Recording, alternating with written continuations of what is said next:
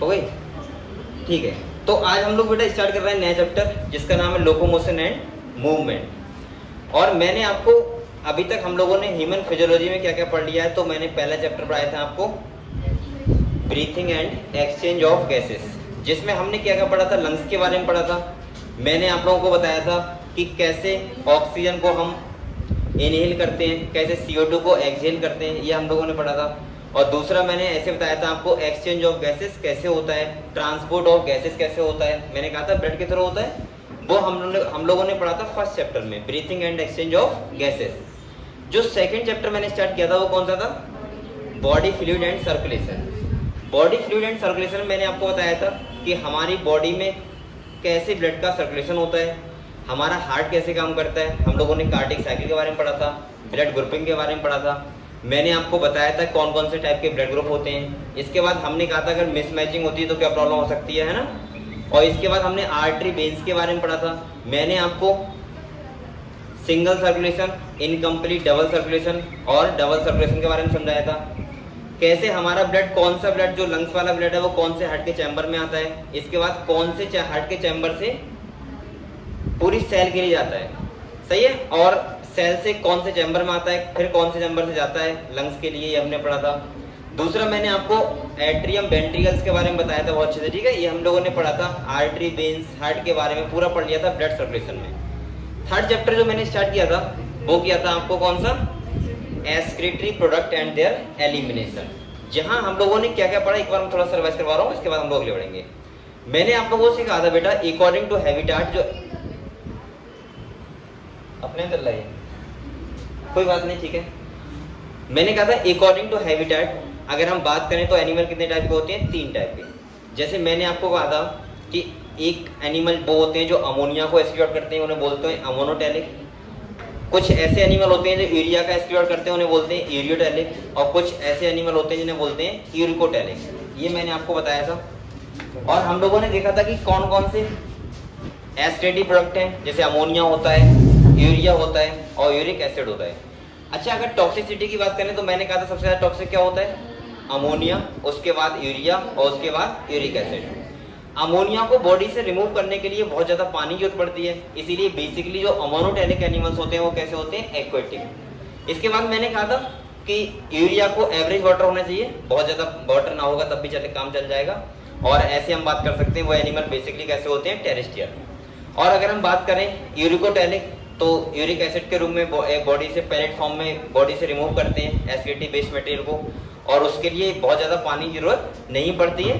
तो हम लोगों ने ये पढ़ा था। इसके बाद मैंने कहा था हमारी बॉडी में अमोनिया बनता है, अमोनिया से यूरिया कन्वर्ट कौन करता है, लीवर सेल करता है। और उसके बाद यूरिया से यूरिन बनता है, किडनी बनाती है। हम लोगों ने किडनी के बारे में पढ़ा था। मैंने आपको बताया था किडनी का जो फंक्शनल यूनिट होता है उसे क्या बोलते हैं, नेफ्रॉन। हम लोगों ने नेफ्रॉन की स्टडी की, स्ट्रक्चर देखा उसका। मैंने आपको बताया नेफ्रॉन के बेसिकली अलग अलग पार्ट्स के बारे में हम लोगों ने पढ़ा। जैसे मैंने आपको बताया ग्लोमेरुलस होता है, यानी कि कैपिलरी गुच्छा ऑफ कैपिलरी। इसके बाद हम बात कर सकते हैं बोमेंस कैप्सूल होता है। इसके बाद PCT, descending Henle loop, ascending Henle loop. इसके बाद DCT और कनेक्टिंग डक्ट। ये सब पार्ट थे किसके, नेफ्रॉन के। इसके बाद मैंने देखा कि हम लोगों ने देखा कि जो सबसे पहला पार्ट होता है वर्क करता है अल्ट्राफिल्ट्रेशन में। मैंने कहा था जो किडनी के लिए ब्लड आता है वो 20% आता है, यानी कि टोटल ब्लड का 1/5 हिस्सा होता है। और हमने देखा था 1125 ml लगभग ब्लड पर मिनट आ रहा था किसके लिए, किडनी के लिए। और उसका 10% बन रहा था नेफ्रिक फिल्ट्रेट, जिसे मैंने बोला था GFR, ग्लोमेरुलर फिल्ट्रेशन रेट। और हम लोगों ने देखा बेटा कि अगर 125 ml पर मिनट नेफ्रिक फिल्ट्रेट बनेगा, और अगर काउंट करें पूरे दिन का तो बन रहा था 180 लीटर पर डे। और अगर 180 लीटर पर डे बनेगा तो इसका मतलब इतना तो यूरिन बनेगा नहीं, तो उसका हम लोगों ने 99% क्या पढ़ा था, रीअब्जॉर्प्शन, और 1% बना था यूरिन। समझ गए। दूसरा मैंने आप लोगों को बताया था बेटा कि किडनी हमारा एक तो यानी कि यूरिन फॉर्मेशन तो करता ही करता है, दूसरा मैंने कहा था ऑस्मो रेगुलेशन में हेल्प भी करता है। इसके बाद मैंने आपको बताया था कि फंक्शन ऑफ ट्यूब्यूल्स हम लोगों ने देखा था कि PCT वाले पार्ट से मैक्सिमम रीअब्जॉर्प्शन हो रहा था। इसके बाद डिसेंडिंग हैंडली लूप वो कर रहा था वाटर का रीअब्जॉर्प्शन। और इसके बाद देखा था जो असेंडिंग हैंडली लूप था वो किसका कर रहा था, सॉल्यूट का। इसका मतलब ये हुआ कि असेंडिंग हैंडली लूप होता है वो वाटर इम्परमेबल होता है, DCT वाले पार्ट से कंडीशनल हो रहा था, और हमने देखा कलेक्टिंग डक्ट से यूरिया का और वाटर का हो सकता है जैसा सिचुएशन होगी। मैंने कहा था एक मैकेनिज्म होता है काउंटर करंट मैकेनिज्म, जिसके द्वारा हम लोग किसी भी मैं बोल सकता हूँ हमारे मैमल्स के पास ये एबिलिटी होती है कि यूरिन को क्या कर सकें, कंसंट्रेट कर सकें। यानी कि हमने देखा भी था कि स्टार्टिंग में जो नेफ्रिक फिल्ट्रेट था वो कितना 300 मिली ऑस्मोल, और जब फाइनली यूरिन बना था वो कितना ऑस्मोलिटी थी, 1200 मिली ऑस्मोल पर लीटर। इसका मतलब 4 टाइम कंसंट्रेट थी। और सेकंड ये पढ़ने के बाद मैंने कहा था इसको बोलते हैं काउंटर करंट मैकेनिज्म। यहाँ पे बासा रेक्टम अपोजिट डायरेक्शन में फ्लूइड सर्कुलेट करता है उसमें, और हम बोल सकते हैं कि मेडुला वाले रीजन में हमेशा ऑस्मोलिटी बढ़ती है और कॉर्टेक्स वाले में कम होती है। ये सब हमने पढ़ा था। इसके बाद मैंने आपको सीक्रेशन बताया था, मिक्सचरेशन बेसिकली हमारी किडनी में यूरिन बनती है और यूरेटर के थ्रू यूरिनरी ब्लैडर में आ जाती है, और उसके बाद जब यूरिनरी ब्लैडर फेल हो जाता है तो मैं बोल सकता हूँ कि उसकी मसल क्या करती है, स्ट्रेच करती हैं और हमारे ब्रेन में सिग्नल जाता है, ठीक है, रिसेप्टर के द्वारा, और मैं बोल सकता हूँ कौन से, सेंसरी नर्व द्वारा, और उसके बाद मोटर सिग्नल आता है सीएनएस से, और यूरेथ्रल स्पंजर क्या करते हैं, यानी कि उससे यूरिन रिलीज करवाते हैं, ठीक है। और अब हम उसको बोलते हैं मिक्सचरेशन, ये हमने पढ़ा था। दूसरा मैंने आउटो रेगुलेशन में आपको हार्मोन्स के बारे में बताया था। मैंने कहा था बेटा आप सारे हार्मोन ध्यान रखना। जैसे हमने पहला देखा था जेजी सेल, जेजी सेल से कौन सा हार्मोन रिलीज होता है, रेनिन। इसके बाद एक प्रोटीन होता है एंजियोटेंसिनोजन, उससे वो कन्वर्ट होता है एंजियोटेंसिन सेकंड में, जो वैसो कॉन्स्ट्रिक्टर होती है, और उसके बाद मैंने कहा था वो वर्क करती है एड्रिनल कॉर्टेक्स ग्लैंड पे, और वहां से सीक्रेशन करवाती है एल्डोस्टेरोन, ठीक है। एल्डोस्टेरोन क्या करता है, वाटर का रीअब्जॉर्प्शन करवाता है, और दूसरा वैसोकॉन्स्ट्रिक्टर भी होता है। इसके बाद तीसरा हमने देखा था कि पोस्टीरियर पिट्यूटरी ग्लैंड होती है, उससे एक हार्मोन बनता है एडीएच, एंटी डायूरेटिक हार्मोन, या मैं बोल सकता हूँ वैसोप्रेसिन, ठीक है। एंटी डायूरेटिक है, इसका मतलब वाटर का रीअब्जॉर्प्शन करवा रहा होगा, सिंपल सा नाम आपको पता लग रहा है एंटी डायूरेटिक, इसीलिए उसको बोल रहे हैं। और एक हमने देखा कि हार्ट से एएनएफ का सीक्रेशन होता है, जो अकेला ऐसा होता है जो वैसोडाइलेटर की तरह वर्क करता है। ये बेसिकली हमने पूरा चैप्टर पढ़ा था। आज हम लोग जो चैप्टर पढ़ेंगे वो कौन सा है, लोकोमोशन एंड मूवमेंट। तो स्टार्ट करें। तो चैप्टर का नाम है, नया चैप्टर है बेटा, लोकोमोशन एंड मूवमेंट।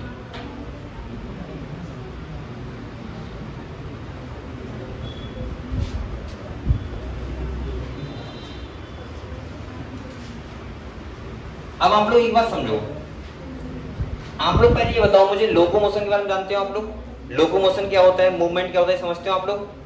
लोकोमोशन का मतलब होता है सिंपल सा, जब हम कुछ प्लेस चेंज करते हैं। जैसे अभी आप घर जाओगे तो आप क्या करोगे, लोकोमोशन, लेकिन आप लोग यहाँ बैठे हो तो क्या कर रहे हो, मूवमेंट। मैं ऐसे बोल सकता हूँ, मैंने आपको ये बताया था कि अगर हम लोकोमोशन करेंगे तो मूवमेंट करना ही पड़ेगा, और अगर हम मूवमेंट कर रहे हैं जरूरी नहीं कि लोकोमोशन करें। इसीलिए हम बोल सकते हैं all locomotion are movement but are movement are not locomotion. बहुत इंपॉर्टेंट है, और आप लोगों को शायद ये हर बार हम पूछा जाता है कि यानी कि लोकोमोशन सभी क्या होते हैं, मूवमेंट होते हैं, बट सारे मूवमेंट लोकोमोशन नहीं होते हैं। सिंपल सी बात से आप समझ सकते हो, जैसे अभी आप लोग यहाँ पे बैठे हो, आप लोग क्या कर रहे हो, मूवमेंट कर रहे हो, लेकिन क्या लोकोमोशन कर रहे हो, नहीं। लेकिन जब आप लोकोमोशन करोगे तो आपको मूवमेंट करना पड़ेगा। अब आप लोग ये तो समझ सकते हो कि अगर हम लोकोमोशन और मूवमेंट की बात कर रहे हैं तो यहाँ पे क्या पढ़ेंगे इस चैप्टर में। तो सबसे पहले हम लोग पढ़ेंगे मसल्स के बारे में। किसके बारे में बेटा, मसल्स के बारे में पढ़ेंगे। हमारी बॉडी में बहुत सारी टाइप की मसल्स होती हैं। इसके बाद हम लोग पढ़ेंगे स्केलेटल सिस्टम के बारे में, बोन्स के बारे में। मैं आपको टोटल बताऊंगा 206 बोन कौन कौन सी है हमारी बॉडी में, किस किस से ज्वाइंट है कौन सी बोन का, और कौन सा ज्वाइंट है, ये सब पढ़ेंगे।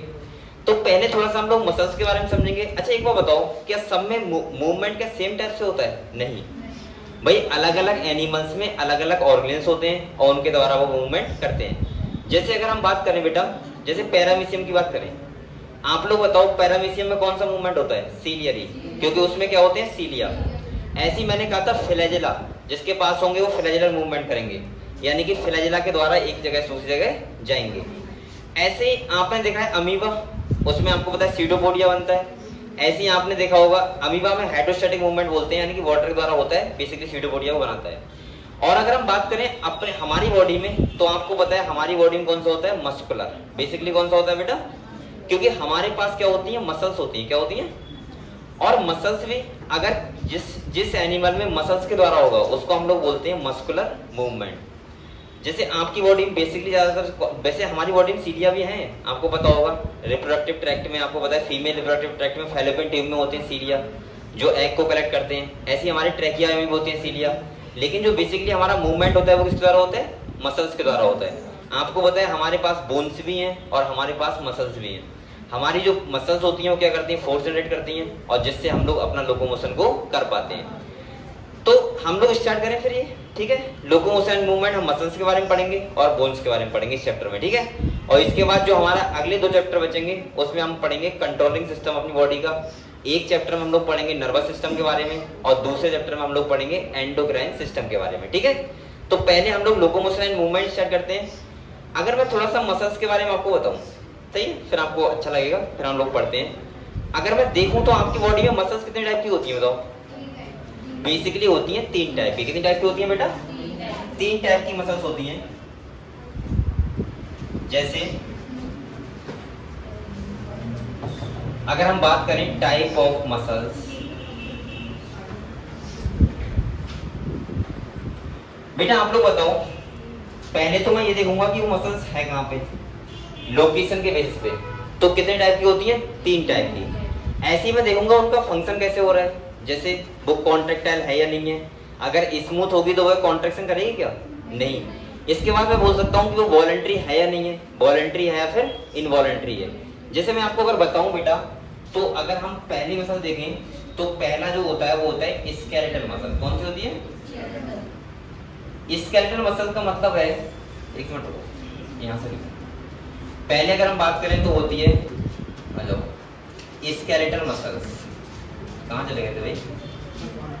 दूसरा अगर हम बात करें तो कौन सी होती है? Smooth muscle. कौन सी होती है बेटा? Smooth muscles. और अगर हम तीसरा बात करें तो होती है कार्डियक मसल। बेटा एक बार बताओ आप लोग, अगर हम इनका लोकेशन देखें तो आपको पता है स्केलेटल नाम से ही पता लग रहा है ये मसल्स बोन से अटैच करेंगे। कहां से होंगे? बोन से। मैं ऐसे लग सकता हूं कि यहाँ पे जो होंगी वो बोन से अटैच करेंगी ये, तो हमने स्केलेटल बोल दिया। अगर स्मूथ की बात करें तो बेसिकली हमारे जो इंटरनल ऑर्गन बने होते हैं वो सब कौन से बने होते हैं? स्मूथ। इसे हिंदी में बोलते हैं चिकनी पेशियां, ठीक है। तो इसको हम बोल सकते हैं जिससे हमारे इंटरनल ऑर्गन बने हैं। और बेटा अगर कार्डियक मसल्स की बात करें तो आपको पता ही होगा, अभी मैंने बताया था जो हमारा हार्ट बना होता है वो किससे बना होता है? कार्डियक मसल से। आपको ये भी पता होना चाहिए स्मूथ मसल को हम लोग दूसरे नाम से बोल सकते हैं विसरल मसल। क्या बोलते हैं बेटा? विसरल मसल, क्योंकि इससे विसरल ऑर्गन बने होते हैं, ठीक है। दूसरा अगर हम बात करें, अगर मैं आपसे ये पूछूं यहाँ पे कि कौन सा मसल कॉन्ट्रैक्शन कर रहा है कौन सा नहीं कर रहा है। कॉन्ट्रैक्शन मतलब समझ रहे हो आप लोग? Contraction relaxation. जैसे हमारी स्केलेटल मसल है ये कॉन्ट्रैक्ट करती है तभी तो हम लोकोमोशन कर पा रहे हैं। तो इसका मतलब ये बताओ बेटा, कोई बोलो मत,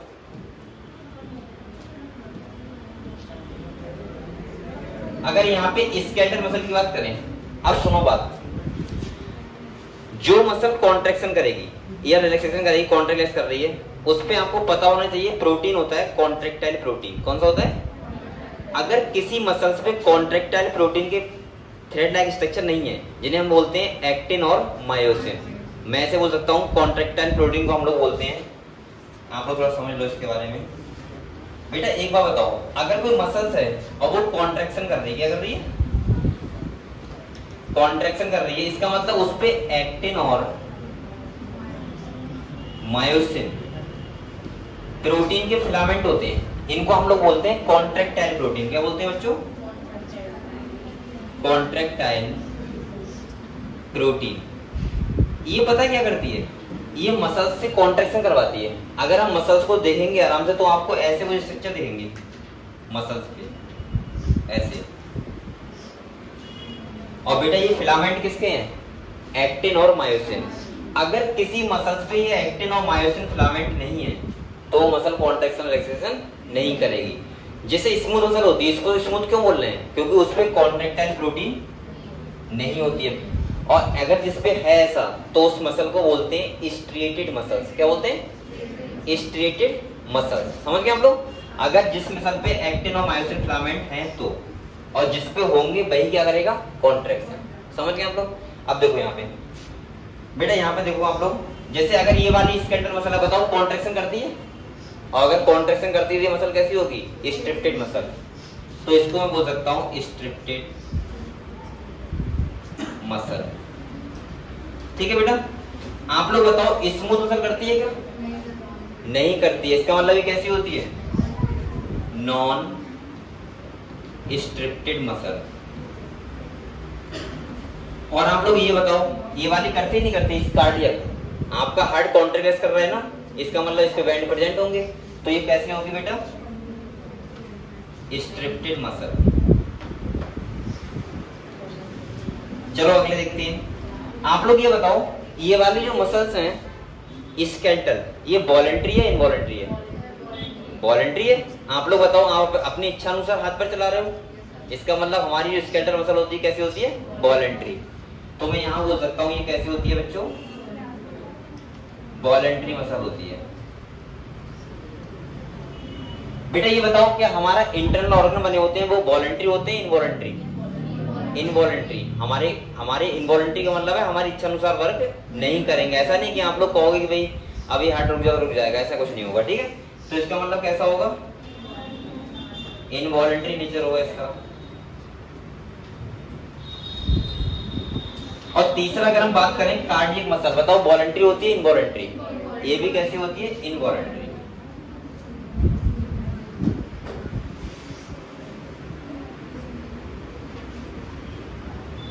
पहले ये बताओ मुझे, इतना कम बात समझ गए हमारी बॉडी के बारे में, यानी कि 3 टाइप की मसल होती हैं, स्केलेटल, स्मूथ और कार्डियक। मैंने किस बेस पे देखा कि उसका लोकेशन कहाँ पे है, अगर बोन से अटैच है तो स्केलेटल, अगर इंटरनल ऑर्गन बने हैं तो स्मूथ, और अगर हार्ट बना है तो कार्डियक। इसके बाद अगर हम बात करें तो आपको मैंने बताया कि कौन सी मसल कॉन्ट्रैक्शन कर रही है, रिलैक्सेशन कर रही है या फिर नहीं कर रही है। मैंने आप लोगों को ये बताया अगर एक्टिन और मायोसिन फिलामेंट है। अभी आप लोग अगर एक्टिन और मायोसिन नहीं समझ पा रहे हो तो कोई दिक्कत नहीं, मैं पूरा डिटेल में समझाऊंगा, क्योंकि इस मसल वाले पोर्शन में यही इंपॉर्टेंट है जो हम लोग पढ़ेंगे लाइट बैंड और डार्क बैंड के बारे में। तो यहाँ समझ गए आप लोग।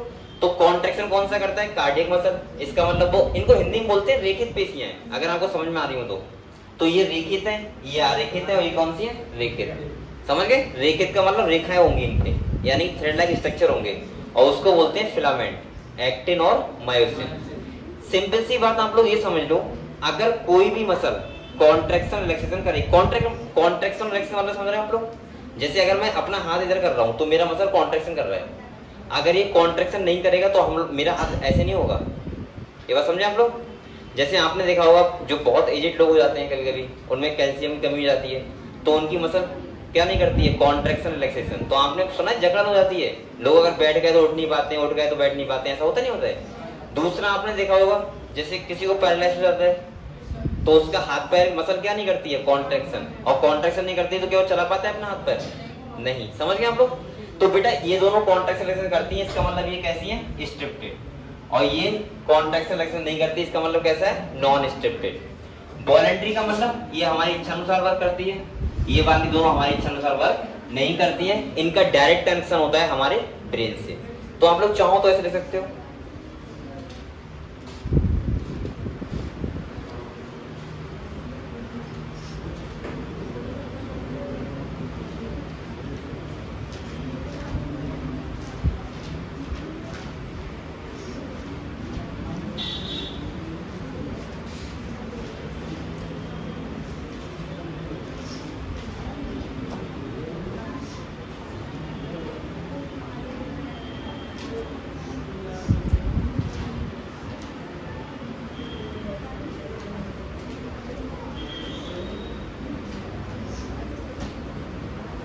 लिख रहे क्या, लिख रहे हो, देखो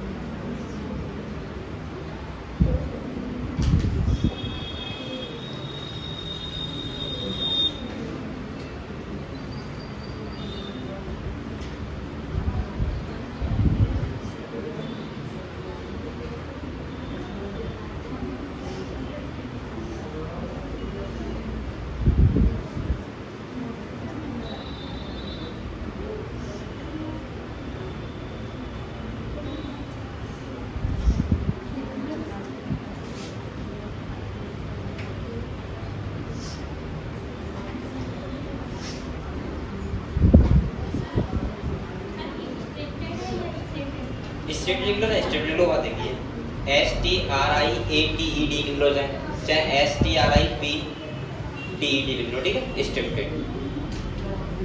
इसको स्ट्रीटेड भी बोलते हैं, स्ट्रीटेड, ठीक है।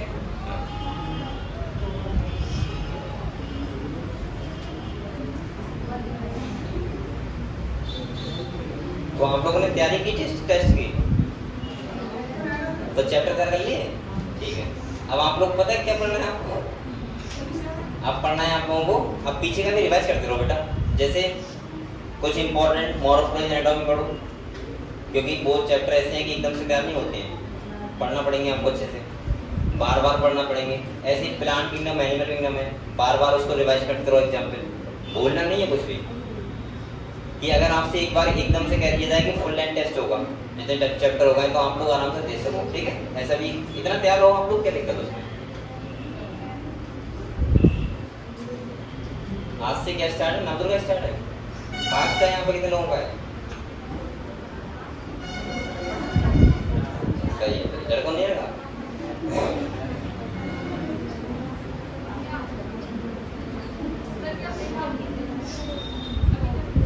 नहीं मैंने देखा,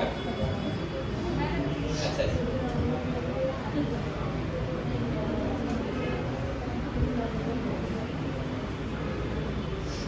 अभी मैं आपको एक्टिन मायोसिन फिलामेंट के बारे में पूरा बताऊंगा, ठीक है। फिर हम लोग ये पढ़ते रहेंगे, ठीक है, किताब में, क्योंकि ये बहुत जरूरी है कि आपको पता होना चाहिए मसल कॉन्ट्रैक्शन कैसे होता है, ठीक है। पूरा पढ़ लेंगे आराम से भी ऐसे, फिर हम लोग किताब पढ़ते रहेंगे।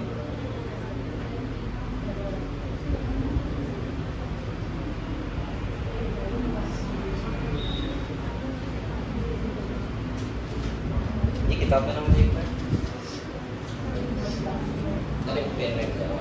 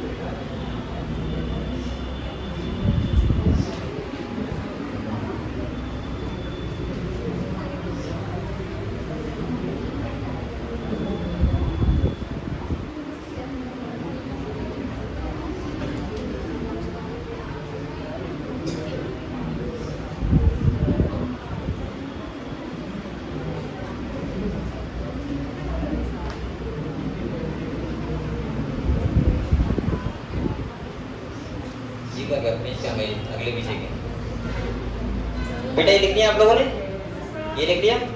चलो हम थोड़ा अगले समझते हैं। जैसे मैंने अभी आपको ये बताया था, मैंने कहा था कि हमारी कुछ मसल ऐसी होती है जो कॉन्ट्रैक्शन रिलैक्सेशन नहीं करती हैं। पहले मैं थोड़ा बता दूं आपको मसल्स कैसे बनी होती है, ठीक है। तो देखो बेटा यहाँ पे आप लोग देखो, बेसिकली सबसे पहले होते हैं मसल फाइबर। क्या होते हैं? Muscle fibre. मसल फाइबर दो टाइप के होते हैं, एक होते हैं रेड फाइबर, कुछ होते हैं व्हाइट फाइबर। एक होते हैं टाइप रेड फाइबर और एक टाइप होता है व्हाइट फाइबर। जब ये मसल फाइबर मिलते हैं तो पता है क्या बनाते हैं? Muscle bundle. क्या बनाते हैं? Muscle bundle. मसल बंडल को दूसरे नाम से क्या बोलते हैं? फेसिकल्स।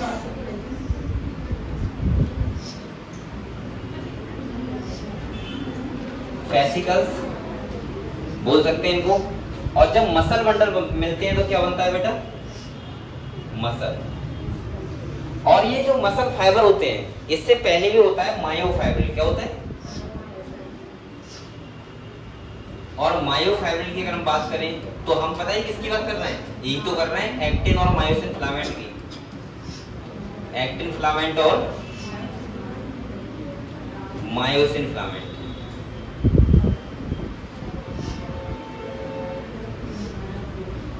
अभी मैं आपको डायग्राम दिखाऊंगा, टेंशन ना लो इतनी ज्यादा। अब आप लोग पहले ये बताओ मुझे बेटा, ध्यान सुनो आप लोग, बताओ करो।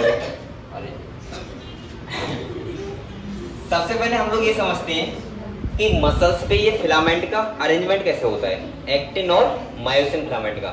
मैंने आपको क्या बताया, अभी मैंने ये बताया आपको कि एक्टिन फिलामेंट होता है, मायोसिन फिलामेंट होता है। इसको हम लोग, ये बने किससे होते हैं, एक्टिन प्रोटीन से और मायोसिन प्रोटीन से।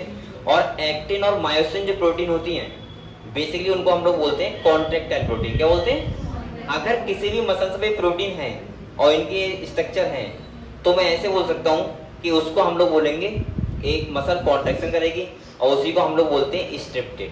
तो सबसे पहले मैं बता रहा हूँ आपको arrangement of actin and myosin filament कैसे होता है मसल्स पे।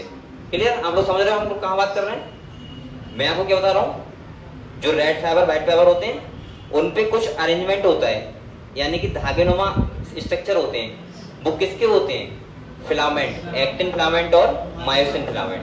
तो उनका अरेंजमेंट हम लोग पढ़े कैसे होता है। देखो ये आप लोग समझ गए मसल कैसे बना होता है। बेसिकली जो समझ गए होंगे आप लोग, मायोफाइब्रिन मसल फाइबर मिलता है तो मसल बंडल, और मसल बंडल मिल जाते हैं तो क्या बन जाती है, मसल्स। मसल्स को हिंदी में पता है क्या बोलते हैं, मांसपेशियां। समझ रहे हो आप लोग, ठीक। तो सबसे पहले मैं आपको ये बता रहा हूं कि अगर यहां देखें तो मैं देखता हूं अरेंजमेंट ऑफ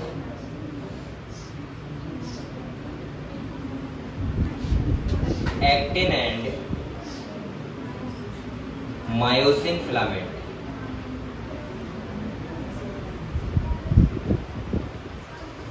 हाँ,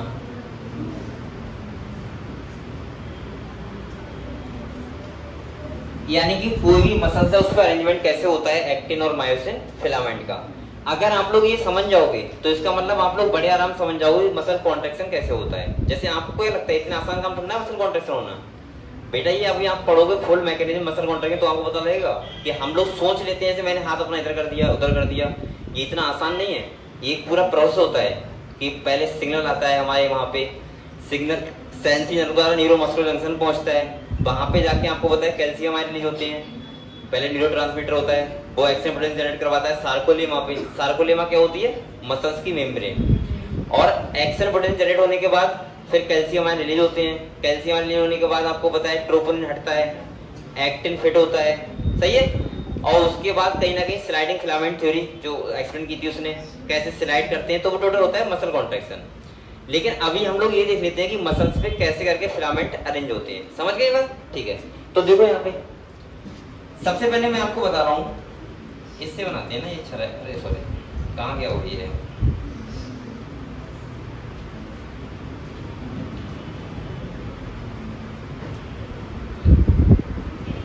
बेटा यहाँ पे देखो, अरे कहाँ गया,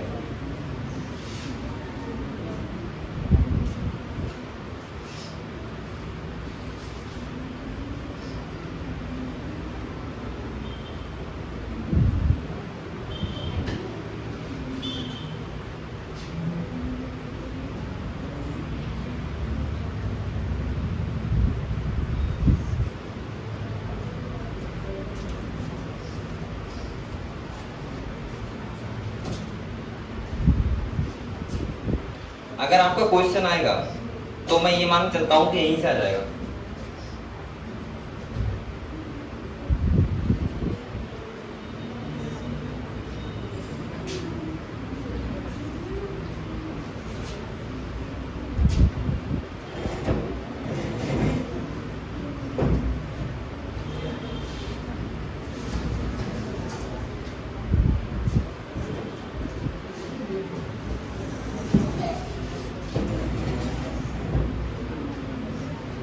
ये देखो ऐसे होता है हमारे मसल्स पे किसका, फिलामेंट का अरेंजमेंट, ठीक है, जो हम देख रहे थे। इसमें आपको पता होना चाहिए बेटा, जो ये वाला होता है बीच वाला, ये होता है मायोसिन फिलामेंट। कौन सा होता है, ये वाला होता है, इसको बोलते हैं हम लोग, हाँ लो, मायोसिन।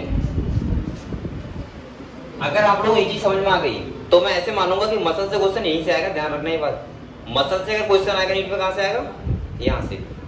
तो ये वाला जो फिलामेंट होता है वो कौन सा होता है बच्चों, मायोसिन फिलामेंट। थोड़ा थिक होता है, कैसा होता है, थिक। ये बात ध्यान रखना, थिक। ये भी पूछ लेता है वो कौन सा फिलामेंट थिक होता है, कौन सा थिन होता है। और जो ये वाला फिलामेंट होता है बच्चों, ये इसको बोलते हैं हम लोग एक्टिन फिलामेंट। क्या बोलते हैं बच्चों, एक्टिन फिलामेंट। और ये कैसा होता है, थिन। ठीक है, इतना बात समझ गए।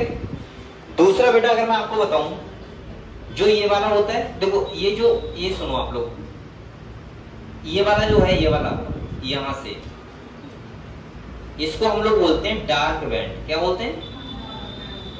Dark band. ये इसको दूसरे नाम से बोलते हैं ए बैंड। डार्क बैंड का मतलब होता है एक मायोसिन फिलामेंट और दो आधे आधे एक्टिन फिलामेंट। मतलब देखो, आधा एक्टिन ये, आधा एक्टिन ये, और पूरा ये यहां तक, ये कौन सा होगा? Dark band. और लाइट बैंड कौन सा होता है? ये वाला,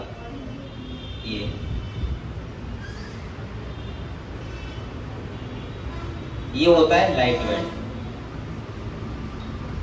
अब आप लोग बेटा लाइट बैंड को कैसे डिफाइन करोगे? तो आप बोलोगे जिसमें ओनली एक्टिन फिलामेंट हो, वो डिस्टेंस कौन सी होती है? Light band. और डार्क बैंड का मतलब होता है जिसमें एक मायोसिन और दो हाफ एक्टिन, वो होता है डार्क बैंड। समझ गए आप लोग? दूसरा बेटा, जो डार्क बैंड की ये बीच वाली लाइन होती है, इसको बोलते हैं एम लाइन। क्या बोलते हैं? ध्यान से समझ लो अभी कहते हैं एक बार में। और नीट में अगर मसल से क्वेश्चन आएगा तो इसी टॉपिक से आएगा, बकाया आपको पता है, और कहीं से नहीं आएगा। दूसरा बेटा सुनो, जो ये लाइट बैंड है, लाइट बैंड, इसकी मिडिल लाइन को बोलते हैं जेड लाइन। क्या बोलते हैं? जैसे ये वाली कौन सी होगी? Z line. तो जेड लाइन यहाँ पे है तो यहाँ पे भी तो होगी, तो ये कौन सी है बताओ? Z line. और एक बात सुनो, दो जेड लाइन, एक ऐसे के और यहाँ पे यहाँ तक, इसकी डिस्टेंस को बोलते हैं सार्कोमियर। क्या बोलते हैं बच्चों? सार्को। आपको लग रहा होगा क्या खेल होता है मसल्स में? आपको तो चिकन लेग पीस खाते नहीं खाते हो, उसमें भी तो मसल्स होती है। खा लिया होगा एक्टिन प्रोटीन, मायोसिन प्रोटीन, ठीक है, लेकिन एक्चुअली अरेंजमेंट ऐसा होगा। अगर आप माइक्रोस्कोप देखोगे तो आपको ऐसा दिखेगा मसल अंदर से। दूसरा सुनो बेटा, ये बताओ सार्कोमियर समझ गए? दूसरा देखो, हमेशा ध्यान रखो, जो ये वाला जोन होता है जिसमें खाली मायोसिन फिलामेंट है, इसको बोलते हैं एच जोन। क्या बोलते हैं? H zone. ये वाला, ये पहले आप लोग ये बताओ, इतना बात समझे? Light band, dark band, actin filament, myosin filament का अरेंजमेंट समझ गए? दूसरा आप लोग ये समझ गए कि दो जेड लाइन के बीच क्या बोलते हैं? सार्कोमियर। अब दूसरी बात सुनो बेटा, यहाँ पे एक्चुअली मसल कॉन्ट्रैक्शन होता कैसे वो समझो। जो ये मायोसिन का हेड है, यहाँ देखो, ये जो मायोसिन का हेड है वो ऐसे फिट होता है इससे एक्टिन फिलामेंट से, और ये इधर फिट हो जाएगा मायोसिन का हेड, और ये एक्टिन को ऐसे स्लाइड करवाता है। क्या करवाता है? स्लाइड। मतलब स्लाइड करने का मतलब आप लोग बताओ, अगर ये स्लाइड करेगा तो इसका मतलब ये ऐसे जाएगा ना अंदर की तरफ, तो आप लोग बताओ सार्कोमियर की लेंथ डिक्रीज नहीं होगी? और अगर सार्कोमियर की लेंथ डिक्रीज होती है, उसी को तो बोलते हैं मसल कॉन्ट्रैक्शन। मसल कॉन्ट्रैक्शन में हमेशा लेंथ डिक्रीज होती है, ना कि इंक्रीज। दूसरा यही तो होता है स्लाइडिंग फिलामेंट थ्योरी। मतलब ऐसे बोल सकता हूं, आप लोग ऐसे ध्यान रखना, मायोसिन का हेड फिट किससे होता है? एक्टिन फिलामेंट से। किस जगह पे होता है? ट्रोपोनिन वाली जगह पे। ट्रोपोनिन हटता है, इसका हेड फिट होता है। दूसरा आप लोग सुनो, इसको बोलते हैं क्रॉस ब्रिज। क्या बोलते हैं? और ये क्वेश्चन बहुत बार आ चुका है, हर किताब में होगा जो भी आप लगाओगे, कि कौन सा फिलामेंट किसके ऊपर स्लाइड करता है। ये बहुत इंपॉर्टेंट क्वेश्चन है, बच्चे भूल जाते हैं कौन सा किसके ऊपर स्लाइड करता है। तो हमेशा ध्यान रखना, मायोसिन फिलामेंट स्लाइड करता है किसके ऊपर? एक्टिन फिलामेंट स्लाइड करता है मायोसिन फिलामेंट के ऊपर। ये आप लोग ऐसे ध्यान रखना, thin filament over thick filament. ऐसे भी क्वेश्चन देता है वो, कभी कभी ऐसे नहीं देता है कि एक्टिन मायोसिन नहीं लिखेगा, वो लिखेगा कौन सा फिलामेंट थिन या थिक किसके ऊपर स्लाइड करता है। तो आप क्या बोलोगे? हाँ, तो बात तो मैं वही बोल रहा हूँ मैं, कि थिन फिलामेंट स्लाइड करता है किसके ऊपर? थिक फिलामेंट के ऊपर। समझ गए? ये भूल मत जाना धोखे से भी। यहाँ से ये क्वेश्चन बहुत बार पूछा चुका है। इसके बाद आपसे ये पूछ लेगा कि बताओ मायोसिन फिलामेंट कहाँ पे होते हैं, लाइट बैंड की डिस्टेंस क्या होती है, डार्क बैंड हम किसे बोलते हैं। जैसे आप साइड से लिख भी सकते हो, जैसे मैंने क्या क्या बातें बताई। देखो पहला क्या बताया, अगर बेटा वो लाइट बैंड पूछ रहा है, क्या पूछ रहा है, तो आप लोग साफ साफ बोलोगे ओनली एक्टिन फिलामेंट। अगर वो पूछ रहा है आप लोगों से डार्क बैंड, तो आप क्या बताओगे बेटा? नहीं, दो हाफ एक्टिन फिलामेंट और one myosin filament.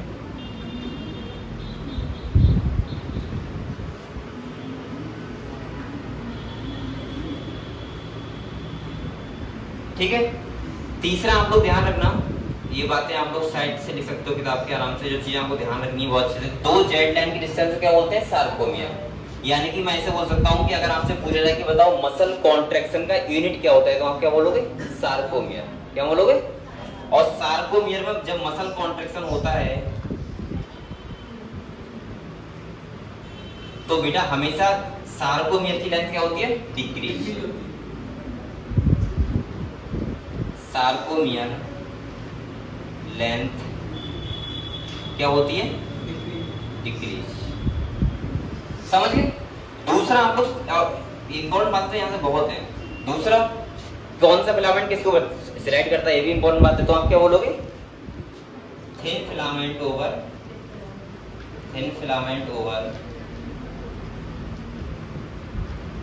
Thick filament. सबसे इंपॉर्टेंट बात तो यही है कि कौन सा फिलामेंट किसके ऊपर सिलेक्ट करता है। ठीक है, इसी को बोलते हैं स्लाइडिंग फिलामेंट थ्योरी। मैं अब एक बार फिर समझ लो, इसके बाद आप लोग ये बना सकते हो, ये लिख सकते हो, जो भी लिखो सुन लो पहले। मैंने आप लोगों से ये बोला कि जो मसल कॉन्ट्रैक्शन और रिलैक्सेशन करेगी उस पर हमेशा एक्टिन और मायोसिन फिलामेंट अरेंजमेंट होता है। कैसे होता है? वो ऐसे होता है। अब कंटिन्यू जाओगे तो फिर से क्या आ जाएगा? मायोसिन फिलामेंट, फिर से क्या? एक्टिन। अगर ये फिलामेंट है किसी मसल्स पे तो वो मसल कॉन्ट्रैक्शन रिलैक्सेशन करेगा, क्योंकि इनको बोलते हैं कॉन्ट्रैक्टाइल प्रोटीन। हम बोलते ही इसीलिए एक्टिन और मायोसिन है। ये भी आप ले सकते हो। अगर आपसे बोले जाए कि बताओ कॉन्ट्रैक्टाइल प्रोटीन कौन सी होती है, तो आप क्या बोलोगे बेटा? Contractile protein. तो आप बोलोगे एक्टिन और मायोसिन। ठीक है। दूसरा, इनका अरेंजमेंट ऐसे होता है। मैंने कहा डार्क बैंड कब बोलते हैं? जब एक मायोसिन फिलामेंट और दो एक्टिन, सही, दो हाफ एक्टिन। लाइट बैंड कब बोलते हैं? Only actin. लाइट बैंड की मिडिल लाइन क्या बोलते हैं? Z line. डार्क बैंड की मिडिल लाइन क्या बोलते हैं? M line. दूसरा मैंने कहा दो जेड लाइन की डिस्टेंस को क्या बोलते हैं? सार्कोमियर। और जब सार्कोमियर की लेंथ डिक्रीज होती है तो क्या होता है? Muscle contraction. यानी कि मायोसिन का हेड फिट होता है एक्टिन फिलामेंट से, और वो ऐसे, जैसे आपने कुछ दरवाजे देखे होंगे, गेट देखे होंगे, कुछ भी देखा होगा, ऐसे करते नहीं, स्लाइड किया और वो बहुत कम हो गया। क्या था? ऐसा कुछ था? होता है क्या? मैंने लड़के को पर्दे उधर देखे, पर्दे नहीं करते हम लोग, स्लाइड कर लेते हैं। ये पर्दे डिस्टेंस कम करना है तो क्या करना पड़ेगा? स्लाइड। और स्लाइड, ये तो कपड़ा है तो हो जाता है, अब मदद तो ना हो जाएगा ऐसे। तो मैं ऐसे बोल सकता हूँ कि थिन फिलामेंट स्लाइड करता है थिक फिलामेंट में। क्या चैनल होता है गेट का, हम ऐसे करते हैं स्लाइड। तो उसमें अब मैं ऐसे लगा दूं, वो चैनल ऐसे से ना हो के ऐसे से होता, तो आपको पता है यही तो सिलेक्ट करते हैं ऐसे में। और जब जेड लाइन की, जो सार्कोमियर की लाइन डिक्रीज होती है, तो वही होता है मसल कॉन्ट्रैक्शन। बस ये बात आप लोग ध्यान रखना। अरेंजमेंट समझ गए कैसा होता है?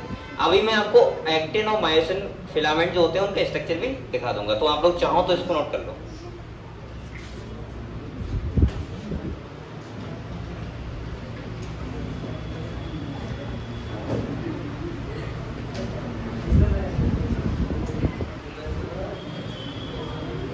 अगर बेटा यहाँ पे बताओ, यहाँ पे भी क्या होगा? ये वाला क्या होगा? ये भी तो होगा लाइट बैंड।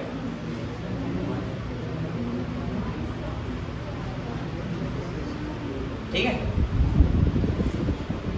अच्छा, कोई मुझे ये बताया कि एक बार मैंने एक क्वेश्चन ये देखा था कि ये तो सब सारे बन गए, ठीक है, लेकिन एक क्वेश्चन थोड़ा अलग टाइप का था। मैंने देखा था कि मसल कॉन्ट्रैक्शन होता है, उसमें लिखा था लाइट बैंड की डिस्टेंस कम होगी या लाइट बैंड की? डार्क बैंड की होगी, लाइट बैंड की? लाइट बैंड की। डार्क बैंड तो उतना ही रहेगा, सही है, क्योंकि डार्क बैंड की डिस्टेंस तो ये वाला है ना, ये सिलेक्ट ना कर रहा है, ये सिलेक्ट कर रहा है, तो ये तो अंदर जाएगा ना। समझ गए? तो ऐसे ही क्वेश्चन पूछ सकता है वो।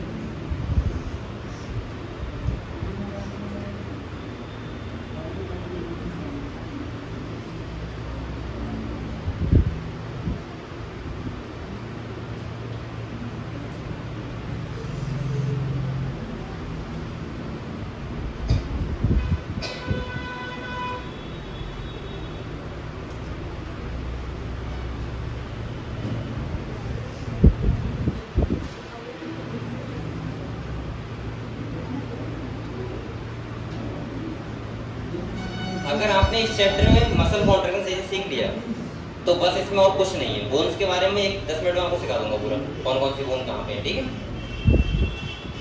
बस खाली आपको ये सीखना है, बस मसल कॉन्ट्रैक्शन गलती मत कर देना अगर क्वेश्चन आए तो।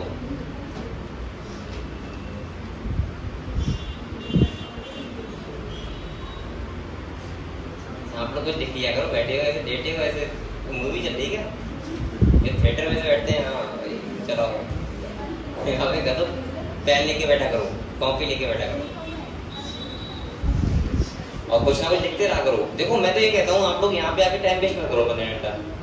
अगर आपको कुछ भी करो, रफ कॉपी लेके आप पेन चलाते रहो, कुछ तो सीखोगे नहीं सीखोगे। और बेटा एक बात और ध्यान रखना, कोचिंग आने का मतलब यही नहीं होता कि आप कोचिंग आ रहे हो सकता है आपको वो टॉपिक थोड़ा कम समझ में आए, आप सोचते हो कि नहीं मैं तो घर पे पढ़ लेता ज्यादा समझ में आ रहा था। बेटा कोचिंग आने का मतलब ये बहुत बड़ा कारण होता है रेगुलरिटी। आप लोग 10 दिन घर में रहना, मुश्किल से 5 दिन पढ़ लोगे, लेकिन 5 दिन नहीं पढ़ोगे, कुछ ना कोई बहाना मिल ही जाएगा कि आज नींद आ रही है, आज नहाने को है, आज मोटर नहीं आई, लाइट नहीं आई। लेकिन यहाँ जब आप आओगे 3 घंटा पढ़ोगे ही पढ़ोगे बैठ के। ऐसे यहाँ पे देखोगे लोग लाइब्रेरी जाते हैं, लाइब्रेरी पढ़ने वाली की बात कर रहा हूँ, वैसे 90% तो लोग वहाँ पे क्या ही करने जाते हैं, समझ सकते हो आप। दूसरा क्या है, अब जो पढ़ने जाता है, मान लिया लाइब्रेरी क्यों जाता है आपको पता है क्या? उसके घर पे चेयर नहीं है, घर पे भी सब कुछ हो सकता है, एक कमरा घर पे होना सकता है, लेकिन वहां का मतलब है माहौल पहला, और दूसरा मतलब है कि अगर आप चेयर पे बैठ गए तो आपको 6 घंटे पढ़ना ही पढ़ना है। घर पे क्या है, आप पहले पढ़ोगे चेयर पे बैठ के, घर पे पढ़ोगे कहाँ, बेड पे बैठ के, और फिर तीसरा पढ़ोगे लेट के, उसके बाद सो जाओगे बाद में। तो इसलिए होता है रेगुलरिटी, ठीक है। इसलिए मैं कहता हूँ सब बच्चे कोचिंग पे अटेंड रहा करो, आपको एक फील आता है यहाँ पे कि नीट तैयारी कर रहे हैं। कम से कम घर पे रह के अगर मोबाइल से आप हो सकता है बेस्ट पढ़ सकते हो, लेकिन मैं क्या कह रहा हूँ ना, लेकिन मेन चीज है कि आप लोग रेगुलरिटी नहीं निभा पाओगे।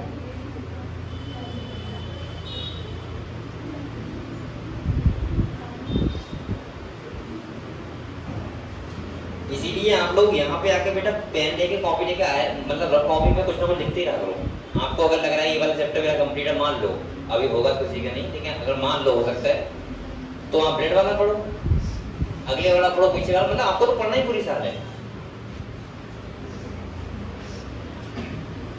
लेकिन बस पढ़ो, खाली बैठो मत खाली, ठीक है। आप लोग मेहनत करते रहो। अगर सिलेक्शन लेना है तो बेटा मेहनत तो बहुत करनी पड़ेगी।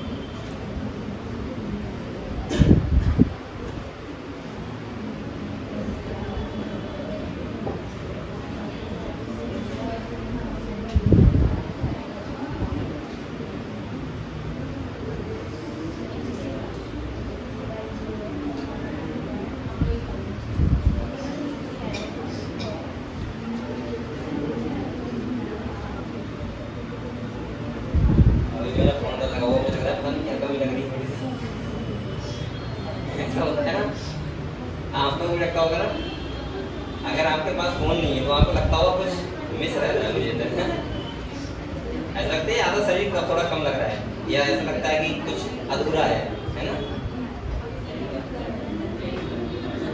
नहीं लगता है?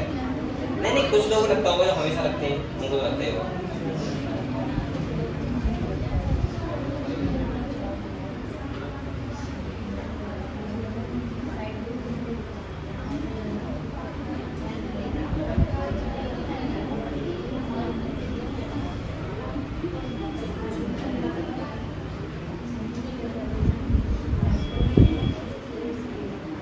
आजकल फोन का लोगों की लाइफ पे पता बहुत इफेक्ट पड़ रहा है। आप लोगों को कोई दिक्कत नहीं है, लेकिन छोटे बच्चे हैं, अगर कोई बच्चा 6 साल से नीचे का है, 6 साल से कम का है, और मुझे लगता है पता है 80% लोगों का बहाना होता है कि बच्चे जैसे रो रहा है तुरंत फोन दे दो, होता है। लेकिन मैं बोलूंगा कि अगर बच्चा 4-5 साल का नहीं रहता तब तक उसका स्क्रीन टाइम 0 रहना चाहिए, उसे फोन बिल्कुल भी नहीं देना चाहिए। बच्चों की मेंटल हेल्थ पे बहुत इफेक्ट पड़ रहा है, आपको पता ही बात। जो बच्चे मेंटली उतना स्ट्रॉन्ग हो सकते थे वो उतना स्ट्रॉन्ग नहीं हो पा रहे फोन के से। बच्चे बोलना लेट सीख रहे हैं, आपको पता है बात, मैं बता दूंगा बस। अब बच्चे 3-3 साल बोल रहे हैं, बोल ही नहीं रहे चीजें, क्योंकि आपको ये बात पता होगा कि बेटा जब हम बोलते हैं ना किसी से तो बच्चा देखता है आपको वर्ड लाइन, लेकिन वो स्क्रीन पे ये बात नहीं देख सकता। और जब वो और बच्चा कुछ भी सीखता है वो हम लोगों को सीखता है, ठीक है। तो ये स्क्रीन बहुत फोन का इफेक्ट है।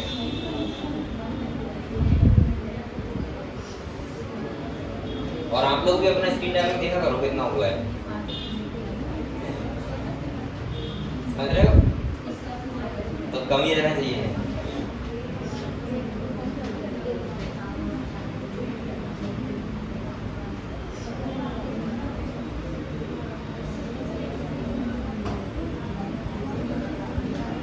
आप लोग स्क्रीन टाइम देखते हो बच्चे? देखते हो? तो कितना रहता है हम लोगों का एवरेज पर डे कितना रहता है? आधा घंटा कैसे लगता है भाई?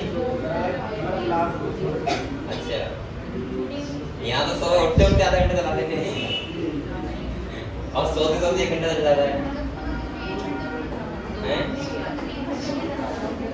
तो आप लोग ठीक हो, इतना आपने याद डालो, ठीक है।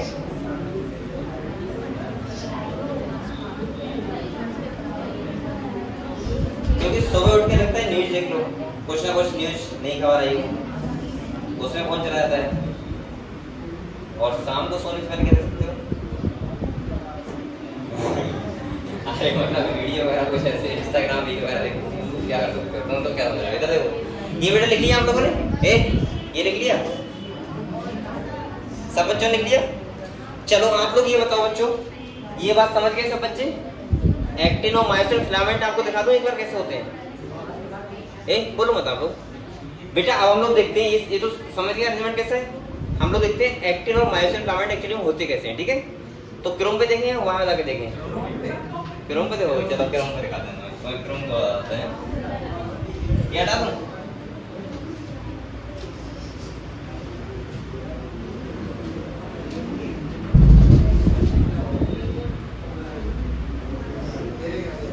ये क्या चलाया? फेस वाले ने चलाया वो। बेटा आपको एक बोलो मत, आप बोलो मत करो उसका नहीं। मैं लाइट बैंड और डार्क बैंड ये वाला दिखा रहा हूँ आपको, ठीक है।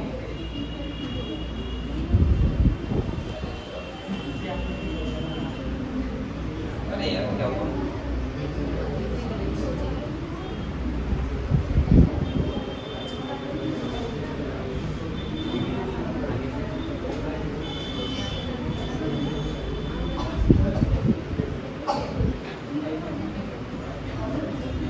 ऐसे डालो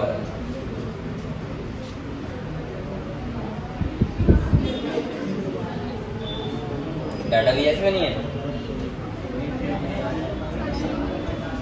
चल कहीं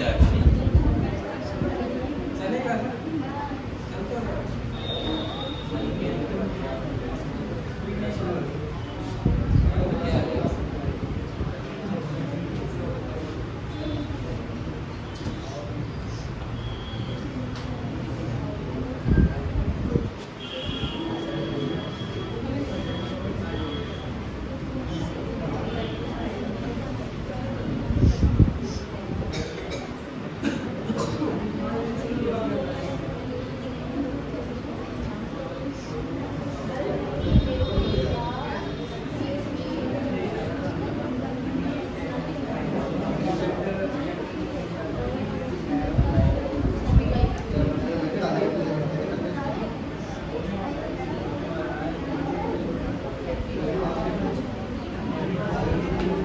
ये नहीं चलेगा मुझे लग रहा है।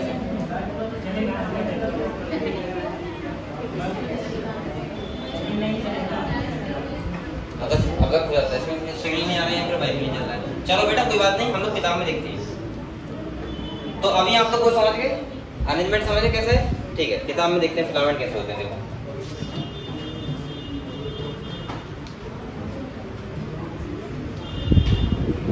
ये आपका चैप्टर स्टार्ट किया मैंने, और मैं एक बार ये दिखा दे रहा हूँ आपको मसल के बारे में। अब बोलो मत, क्या कर रहे हो? ये मसल्स है, ठीक है। तो यहाँ पे देखो सबसे पहले क्या है, मसल फाइबर है। ये क्या है बेटा? Muscle fibre.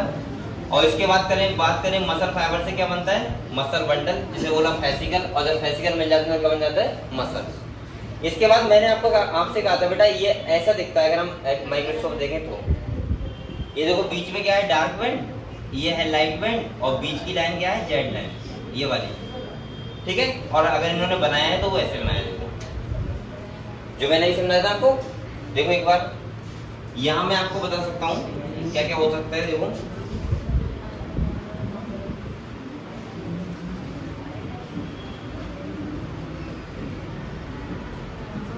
बेटा ये बताओ, ये वाला बैंड कौन सा है, मायोसिन फिलामेंट। कौन सा है बच्चों, ये वाला फिलामेंट कौन सा है, एक्टिन, ठीक है। और ये वाला देखो नेक्स्ट पे रह जाएगा। तो मैंने कहा था ये वो क्या होती है, जेड लाइन, और जो आई बैंड का मतलब क्या है, लाइट बैंड, क्या है बच्चों, और इसका मतलब क्या है, डार्क बैंड। वैसे इसको बोलते हैं एन आइसोट्रोपिक और उसको बोलते हैं आइसोट्रोपिक, ठीक है। और इसीलिए इसको आई बैंड बोलते हैं, इसको क्या बोलते हैं, ए बैंड। अगर डार्क बैंड नहीं लिखा है तो आपको ध्यान रखना ए बैंड बोलेंगे, और लाइट बैंड नहीं लिखा है तो आई बैंड। आप लोग ऐसे ध्यान रखना बेटा, अगर भूल जाओ आप लोग डार्क किसको बोलते हैं और लाइट, डी के बाद ए आ रहा है यहाँ पे तो ए बैंड, और एल के बाद आई आ रहा है तो आई बैंड, ठीक है। ध्यान रख सकते हो आप लोग। लाइट में एल के बाद क्या आ रहा है, आई, तो आई बैंड, और डार्क में डी के बाद क्या आ रहा है, ए, तो ए बैंड। दूसरा मैंने कहा था बेटा डार्क बैंड जो होता है उसमें देखो एक होता है मायोसिन फिलामेंट पूरा, और आधे आधे क्या होते हैं, एक्टिन फिलामेंट। और लाइट बैंड में ओनली कौन सा फिलामेंट होता है, एक्टिन। देखो एक्टिन है ओनली, और दो जेड लाइन, ये जेड लाइन है, और इसकी डिस्टेंस को क्या बोलते हैं, सार्कोमियर। और मैंने कहा था बेटा इसका हेड, ये देखो हेड है, ये ऐसे फिट होता है किससे, एक्टिन से, और इसको क्या करवाता है, स्लाइड, क्या करवाता है, ऐसे होता है कोई भी मसल कॉन्ट्रैक्शन। हालांकि हम मसल कॉन्ट्रैक्शन डिटेल में अभी और पढ़ेंगे कि कैसे होता है एक्चुअली में, अभी हम पढ़ेंगे स्लाइडिंग फिलामेंट थ्योरी। लेकिन जब तक आप लोग ये नहीं समझोगे कि उनका अरेंजमेंट कैसे होता है, लाइट बैंड डार्क बैंड का या एक्टिन और मायोसिन फिलामेंट का, तब तक हम समझ नहीं आएगा, ठीक है। तो ये समझ गए। तो अब मैं थोड़ा किताब पढ़ता हूँ, बहुत देर हो गया हमको वैसे पढ़ते हुए, किताब पढ़ने देना। देखो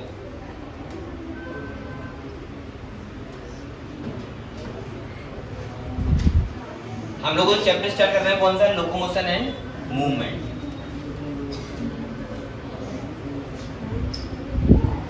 देखो क्या कह रहे हैं, कह रहे हैं movement is one of the significant feature of living being. आप लोग बताओ क्या लिविंग बीइंग मूवमेंट नहीं करते हैं, करते हैं। अब अगर आप बोलोगे सर प्लांट, तो प्लांट भी करते हैं। प्लांट क्या नहीं करते हैं, लोकोमोशन, लेकिन मूवमेंट वो भी करते हैं। मैं ऐसे बोल सकता हूँ कोई भी एनिमल हुआ धरती पे, कोई भी लिविंग हुआ, उसका एक यूनिक फीचर मान लो क्या होता है, मूवमेंट। अगले कह रहे हैं animals and plant exhibit a wide range of movement. अभी एक टाइप का मूवमेंट नहीं करते हैं, बहुत सारे टाइप का मूवमेंट करते हैं। जैसे कह रहे हैं streaming of protoplasm in the unicellular organism like amoeba is a simple form of movement. ये अगर आप लोग समझ पा रहे हो, ये वाला बताओ, ए स्ट्रीमिंग ऑफ प्रोटोप्लाज्म मतलब इसका हुआ सिंपल सा कि प्रोटोप्लाज्म जो होता है सेल के अंदर लिक्विड होता है, ये वही साफ हो गया। जैसे मैं कोई बैलून्स लूं, गुब्बारा लूं, और गुब्बारे में पानी भर दूं थोड़ा सा, और पानी भर के छोड़ दूं, और वो अगले अपने आप बढ़े, तो वो कौन सा हो जाएगा, यही वाला मूवमेंट, स्ट्रीमिंग ऑफ प्रोटोप्लाज्म।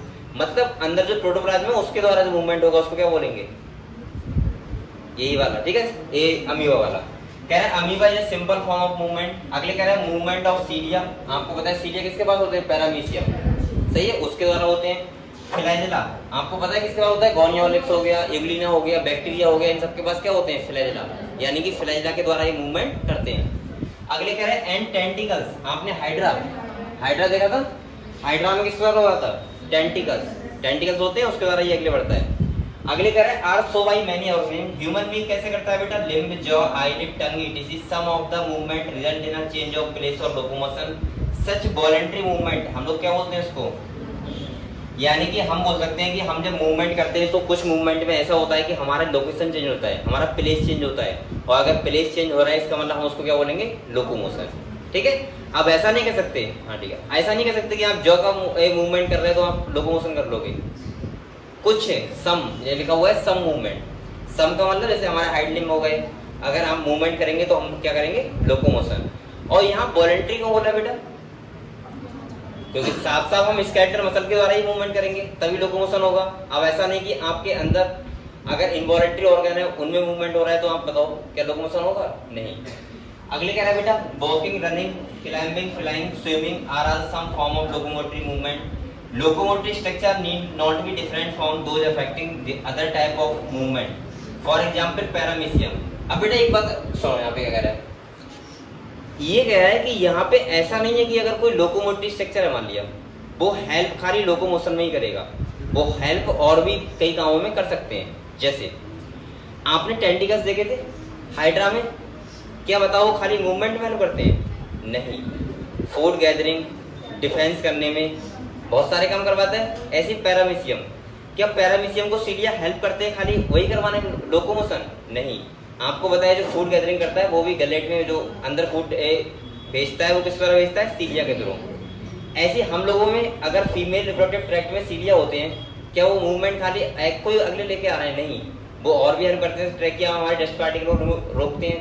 तो मैं ऐसे बोल सकता हूँ कि लोकोमोटिव स्ट्रक्चर का काम यही नहीं होता खाली लोकोमोशन कराना, और बहुत सारे भी काम होते हैं। जैसे यहाँ पे क्या लिखा है देखो, कह रहा है बेटा for example in paramecium cilia help in the movement of food, लिखा है food through cytopharynx and locomotion as well, साथ में क्या करता है? लोकोमोशन भी करता है। अगले कह रहा है हाइड्रा, अगले कह रहा है hydra can use it's tentacle for capturing its prey and also use them for locomotion. अब सुनो यहाँ पे, क्या हाइड्रा खाली ये करता है कि लोकोमोशन कर रहा हो? नहीं, कैप्चर ऑफ प्रे मतलब अपना शिकार भी करता है, सही है। और मैं बोल सकता हूँ कि डिफेंस भी करता है, यानी कि जो भी एनिमल होते हैं उनसे क्या करता है? अपना बचाव भी करता है। अगले देखो,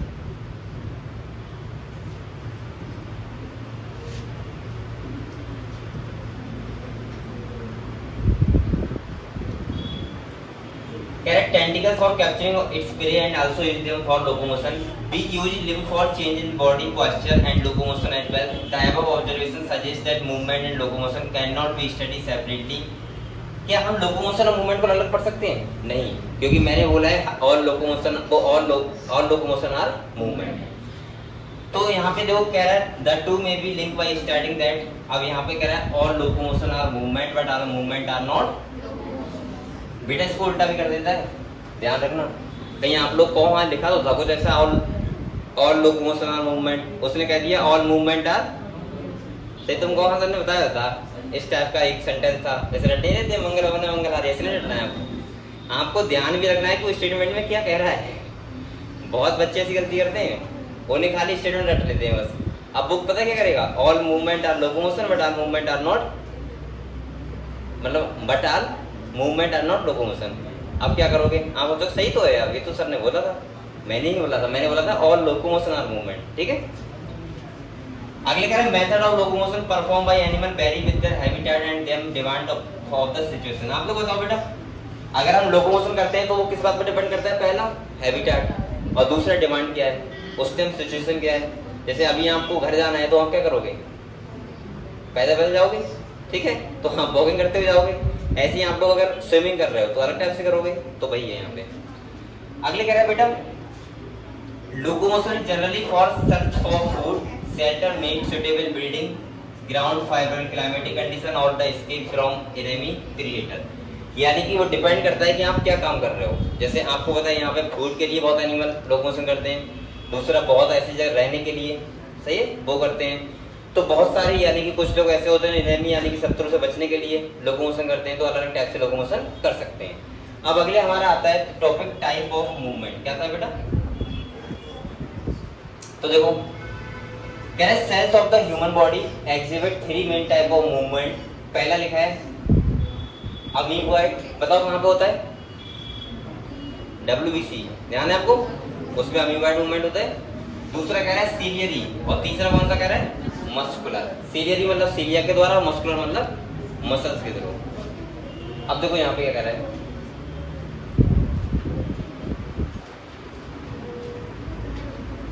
बेटा कह रहा है some specialised cell in our body like macrophage and leucocyte. बताओ ल्यूकोसाइट क्या बताई थी मैंने? WBC का पार्ट बताया था। तो कह रहा है leucocyte in blood exhibit amoeboid movement. It is affected by pseudopodia formed by the streaming of protoplasm as in amoeba। मैंने कहा था अमीबा में क्या होता है? pseudopodia बनता है, तो वो किस द्वारा बनता है? प्रोटोप्लाज्म द्वारा। यहाँ देखो आप लोग, ये अमीबा है मान लिया, ये देखो बेटा ये अमीबा है, अब इसका वाटर थोड़ा सा इधर जाएगा, ये थोड़ा इधर आएगा, और ये पता है कैसे हो जाएगा, इस टाइप का हो जाएगा। अब इसने ये क्या बना लिया, सीडोपोडिया, क्या बना लिया, और ये सीडोपोडिया, और ये जो इधर उधर गया है इसको बोल सकते हैं स्ट्रीमिंग मूवमेंट ऑफ प्रोटोप्लाज्म। इससे ये क्या करता है, लोकोमोशन में हेल्प करता है। कह रहे cytoskeletal elements like microfilament are also involve in amoeboid movement. Amoeboid movement में बेटा हेल्प कौन करेगा, साइटोस्केलेटन भी करेगा। जैसे हम लोगों ने पढ़ा था माइक्रोट्यूब्यूल्स का अरेंजमेंट जो होता है वो भी उसकी वजह से भी क्या होगा, मूवमेंट होगा। समझ गए आप लोग इतनी बात, ठीक है। अगले कह रहे ciliary movement occur in most of our internal tubular organ which is are lined by ciliated epithelium. The coordinate movement of cilia in the trachea help us in removing dust particle and some of the foreign substance inhaled along with the atmospheric air. आपको पता है हमारे अंदर trachea में क्या होते हैं, सीलिया होते हैं। जब आप सांस लेते हो तो बहुत सारे डस्ट पार्टिकल अंदर आ रहे होते हैं, उनको रोकने का काम कौन करता है, सीलिया। तो हमारी बॉडी में भी सीलिया होते हैं, ठीक है। अगले कह रहा है passage of ova through the female reproductive tract is also facilitated by the ciliary movement। आप लोग बताओ फीमेल्स में जो ओवरी में एग डेवलप होता है उसको कहाँ आना होता है, यूट्रस तक, कहाँ आना होता है, और जब वो यूट्रस तक आता है तो उसमें हेल्प कौन करते हैं, सीलिया। अगर सीलिया नहीं होंगे तो वो एग कलेक्ट नहीं होगा। और ये बहुत ही इंपॉर्टेंट प्रोसेस है बेटा, ये बहुत ऐसा प्रोसेस है कि आप लोग सोचो सीलिया के द्वारा एग कलेक्ट हो रहा है, और अगर सोचो सीलिया किसी की डेवलप ना हो, कुछ प्रॉब्लम हो जाए तो कितनी बड़ी प्रॉब्लम है, सही है। और ऐसे बहुत सारे मैंने केस भी देखे हैं जिसमें सीलिया क्या हो जाते हैं, बेकार कैसे हो जाते हैं। बहुत सारे लोग ऐसे होते हैं ना जो फीमेल्स होती हैं, ऐसे आपने देखा होगा कभी कभी वो टैबलेट लेती हैं एबॉर्शन के लिए, आपने देखा होगा बिना डॉक्टर के परामर्श के ऐसी ले ली, तो गए मेडिकल पे और ले ली। उससे क्या होते हैं आपको पता है, एंडोमेट्रियम ब्रेकडाउन होता है, ये तो पता ही होगा आपको, सही है। हम अपनी तरफ से करवा रहे हैं तो बॉडी तो कर नहीं रहा है, तो जब ज्यादा अगर अमाउंट में ले लिया तो आपका एंडोमेट्रियम ब्रेकडाउन तो होगा ही होगा यूट्रस का, साथ में आपके सीलिया भी खराब हो जाएंगे। और अगर सीलिया खराब हो गए तो ऐसे फिर बाद में फीमेल्स को क्या प्रॉब्लम होती है, प्रेगनेंसी को मेंटेन करने में प्रॉब्लम होती है, क्योंकि एग ही नहीं आ रहा है तो कहाँ से होगी प्रेगनेंसी, समझ रहे हो। और ये कंडीशन बहुत ही क्रिटिकल, मतलब डॉक्टर इस चीज समझ नहीं पाता है। बहुत सारे ऐसे होता नहीं, गाँव में अनपढ़ डॉक्टर होते हैं, गए हो, क्योंकि ऐसा होता है ना, लोग सोचते हैं कि इसमें भाई शर्म क्या है, अगर देखा जाए तो नॉर्मल चीज है। अगर कोई एबॉर्शन कराना है क्या दिक्कत है, अनवांटेड प्रेगनेंसी को रोकना चाहिए, उसमें क्या दिक्कत है, सही है। तो लेकिन बहुत लोग ऐसे होते हैं चुपके से जाएंगे, चुपके से चले जाएंगे, तो पता ना लग जाए। अबे उसमें वही बात है, बायोलॉजी पढ़ी हुई होती नहीं हो उनको, दोनों समझ पा रहा हूँ, आफ्टर मैरिज की बात कर रहा हूँ, ठीक है। तो प्रॉब्लम होती है, अगर प्रॉब्लम हो रही तो सोचो फिर इतना चुपके से क्या करना। तो वो क्या करते हैं, ऐसे डॉक्टर के पास जाएंगे जिसको जानते ही नहीं होगा, और चुपके से वो दवाई दे देगा इतनी खतरनाक वाली कि बहुत सारी प्रॉब्लम हो जाती हैं। मैंने ऐसे बहुत सारे केस भी देखे हैं, सही है। लेकिन ऐसे ये मैं आपको बता दूं, पूरी बॉडी में अगर सबसे ज्यादा अगर नाजुक बोल सकते हैं, या बोल सकते हैं कि मतलब बहुत ज्यादा हार्मोन कंट्रोल वाला जो प्रोसेस होता है वो खाली फीमेल में रिप्रोडक्टिव सिस्टम में होता है, सबसे ज्यादा हार्मोन कंट्रोल वाला। इसीलिए इतनी बड़ी प्रॉब्लम होती है, आजकल तुमने देखा होगा कितनी प्रॉब्लम हो रही है। मुझे लगता है अब ऐसा हो गया है नॉर्मली कि फीमेल्स की जब मतलब जब मेल और फीमेल शादी होती है उसके बाद वो बेचारा एक दूसरे साथ दवाई खानी पड़ती है।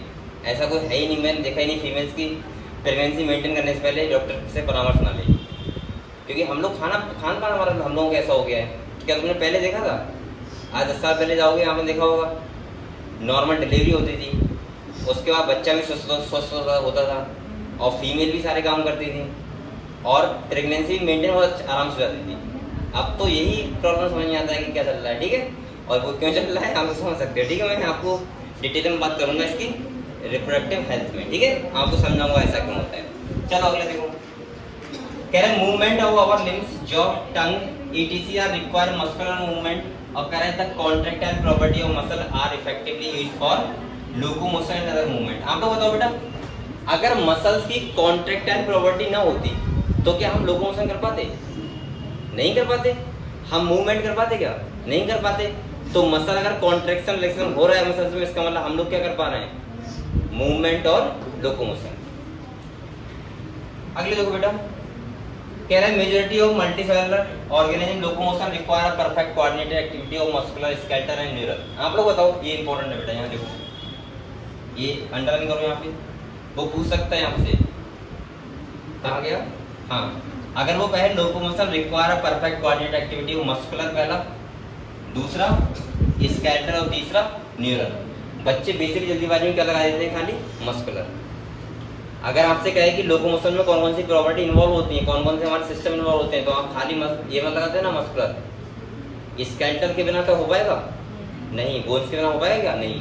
और तीसरा बेटा नर्वस के द्वारा क्या हो पाएगा, जब तक आपके ब्रेन से सिग्नल नहीं जाएगा तब तक आपकी मसल कॉन्ट्रैक्शन नहीं करेगी। वो आपको लग रहा है कि मैं अपने हिसाब से हाथ पर चला रहा हूँ, बेटा वो हाथ पर अपने हिसाब नहीं चला रहा है, अकॉर्डिंग टू ब्रेन चला रहा हूँ, है ना। और ये तो बात आपको समझ में आती होगी। आपको क्या लग रहा है कि मेरे ब्रेन से कुछ सिग्नल नहीं आ रहा है, मैं इसे हाथ पे चला रहा हूँ, नहीं, आपके ब्रेन से सिग्नल आ रहा है, तब आपकी मसल कॉन्ट्रैक्शन कर रही है, वरना मसल कॉन्ट्रैक्शन नहीं करेगी। अगले कह रहा है in this chapter you will, हम लोग इस चैप्टर में यही पढ़ेंगे। तो सबसे पहले टॉपिक आता है हमारा क्या, मसल। और मैंने आपको बताया था मसल कितने टाइप की होती हैं, 3 टाइप की, ये मालूम पड़ेंगे, ठीक है। देखो कह रहा है you have study in chapter 8 में आप पढ़ चुके सीलिया फ्लैजिला के बारे में, आउट ग्रोथ होते हैं सेल मेम्ब्रेन। कह रहा है flagella help movement help in swimming of spermatozoa. Spermatozoa किसे बोलते हैं, स्पर्म को। स्पर्म के पास क्या होता है, फ्लैजिला। स्पर्म हमारे क्या करते हैं, लोकोमोशन। अगले कह रहा है बेटा maintenance of water current in the canal system of sponge. आपने स्पंज में देखा होगा वाटर जो जाता है ऑस्टियम रहता है, इसके बाद स्पॉन्जियोसिलम, इसके बाद ऑस्कुलम से क्या होता है, बाहर होता है। तो उसमें भी कौन हमारे हेल्प करते हैं, कौन करते हैं, फ्लैजिला। अरे सॉरी, क्या कौन करते हैं बेटा, ए फ्लैजिला, सॉरी फ्लैजिला होते हैं वहां पे। अगले कह रहे हैं प्रोटोजोन्स लाइक एग्लिना। एग्लिना के पास भी क्या होता है, फ्लैजिला।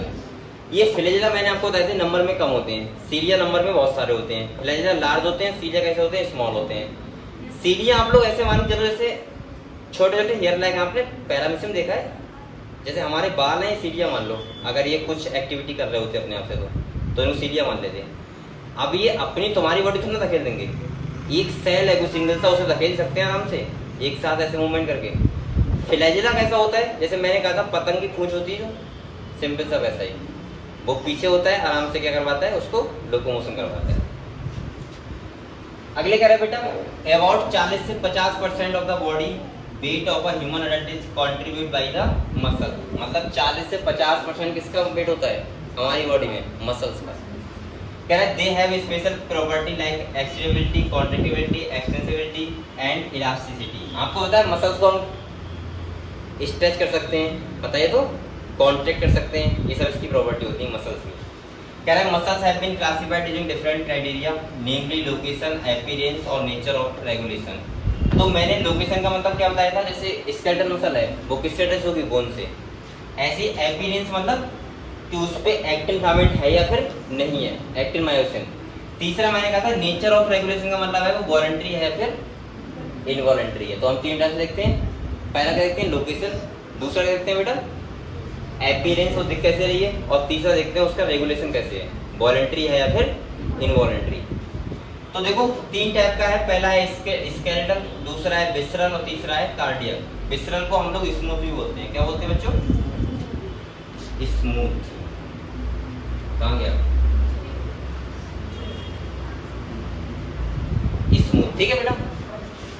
सबसे पहले बात कर रहा है ये स्केलेटल, किसकी बात कर रहा है। तो आप लोग 3 बातें ध्यान रखो बस खाली। आप लोग बताओ स्केलेटल मसल किससे अटैच होगी, बोन से, पहला।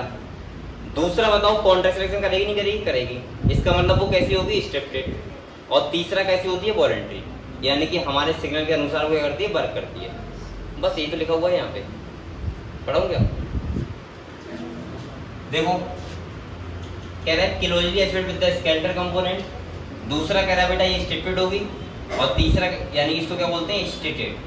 और तीसरा कह रहा है under the voluntary control of the nervous system, they are known as voluntary muscle. समझ गए। और कह रहा है primary involve in locomotory action and change of body posture. सबसे पहले हेल्प कौन करता है, ये मसल करते हैं। अच्छा ये बताओ अगर मैं आपसे ये पूछूं कि वॉलंटरी जो मसल है ये हमारे ब्रेन के कौन से पार्ट से कंट्रोल होती है, तो आप क्या बोलोगे।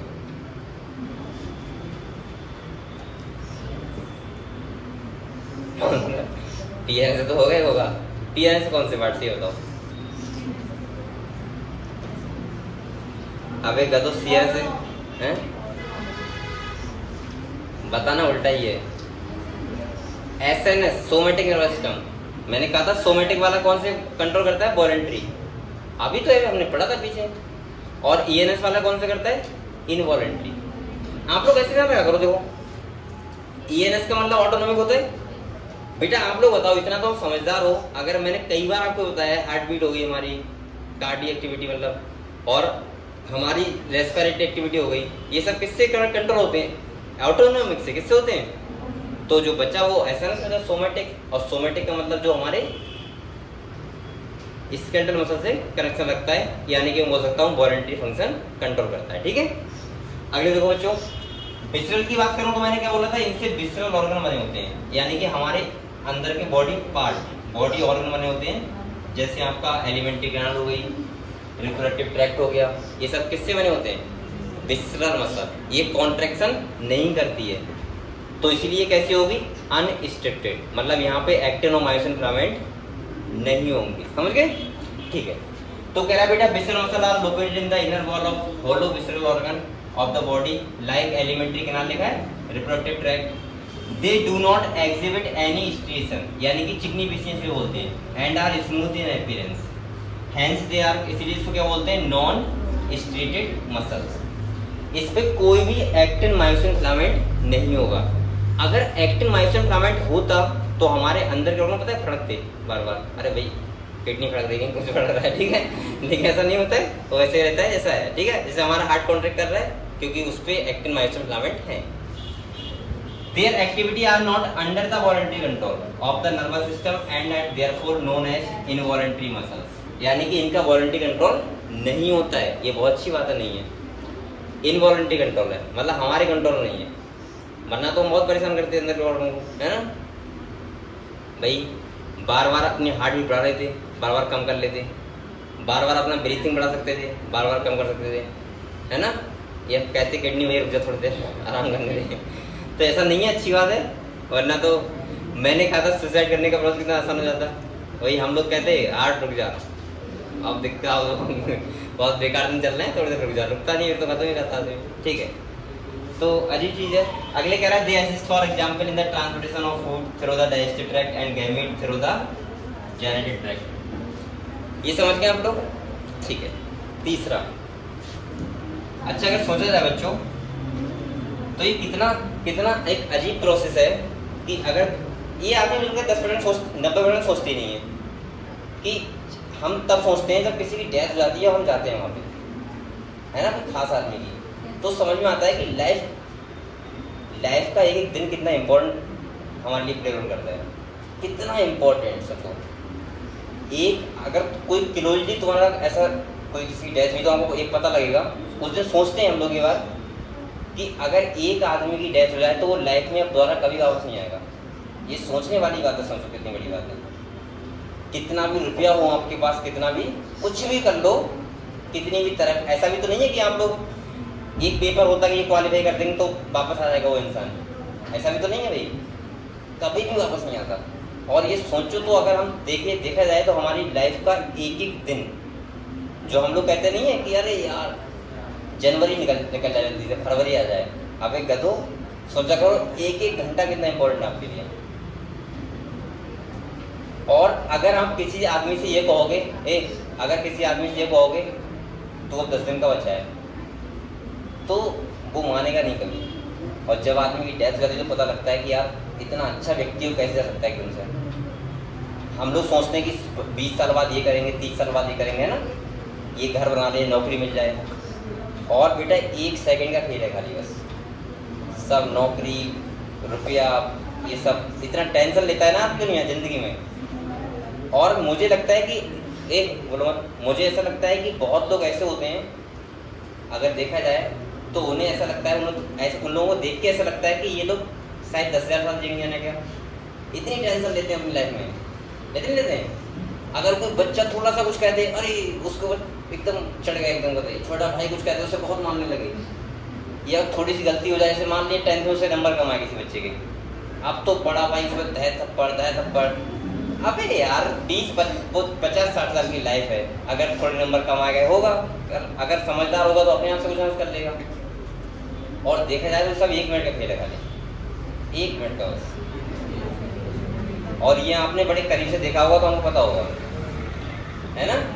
और कुछ लोगों को देख के, जैसे आपने देखा होगा जो गांव में थोड़े से अलग टाइप के लोग होते हैं, आपने देखे होंगे इतनी टेंशन लेते हैं ना कि जैसे वो 10,000 साल नहीं रहेंगे।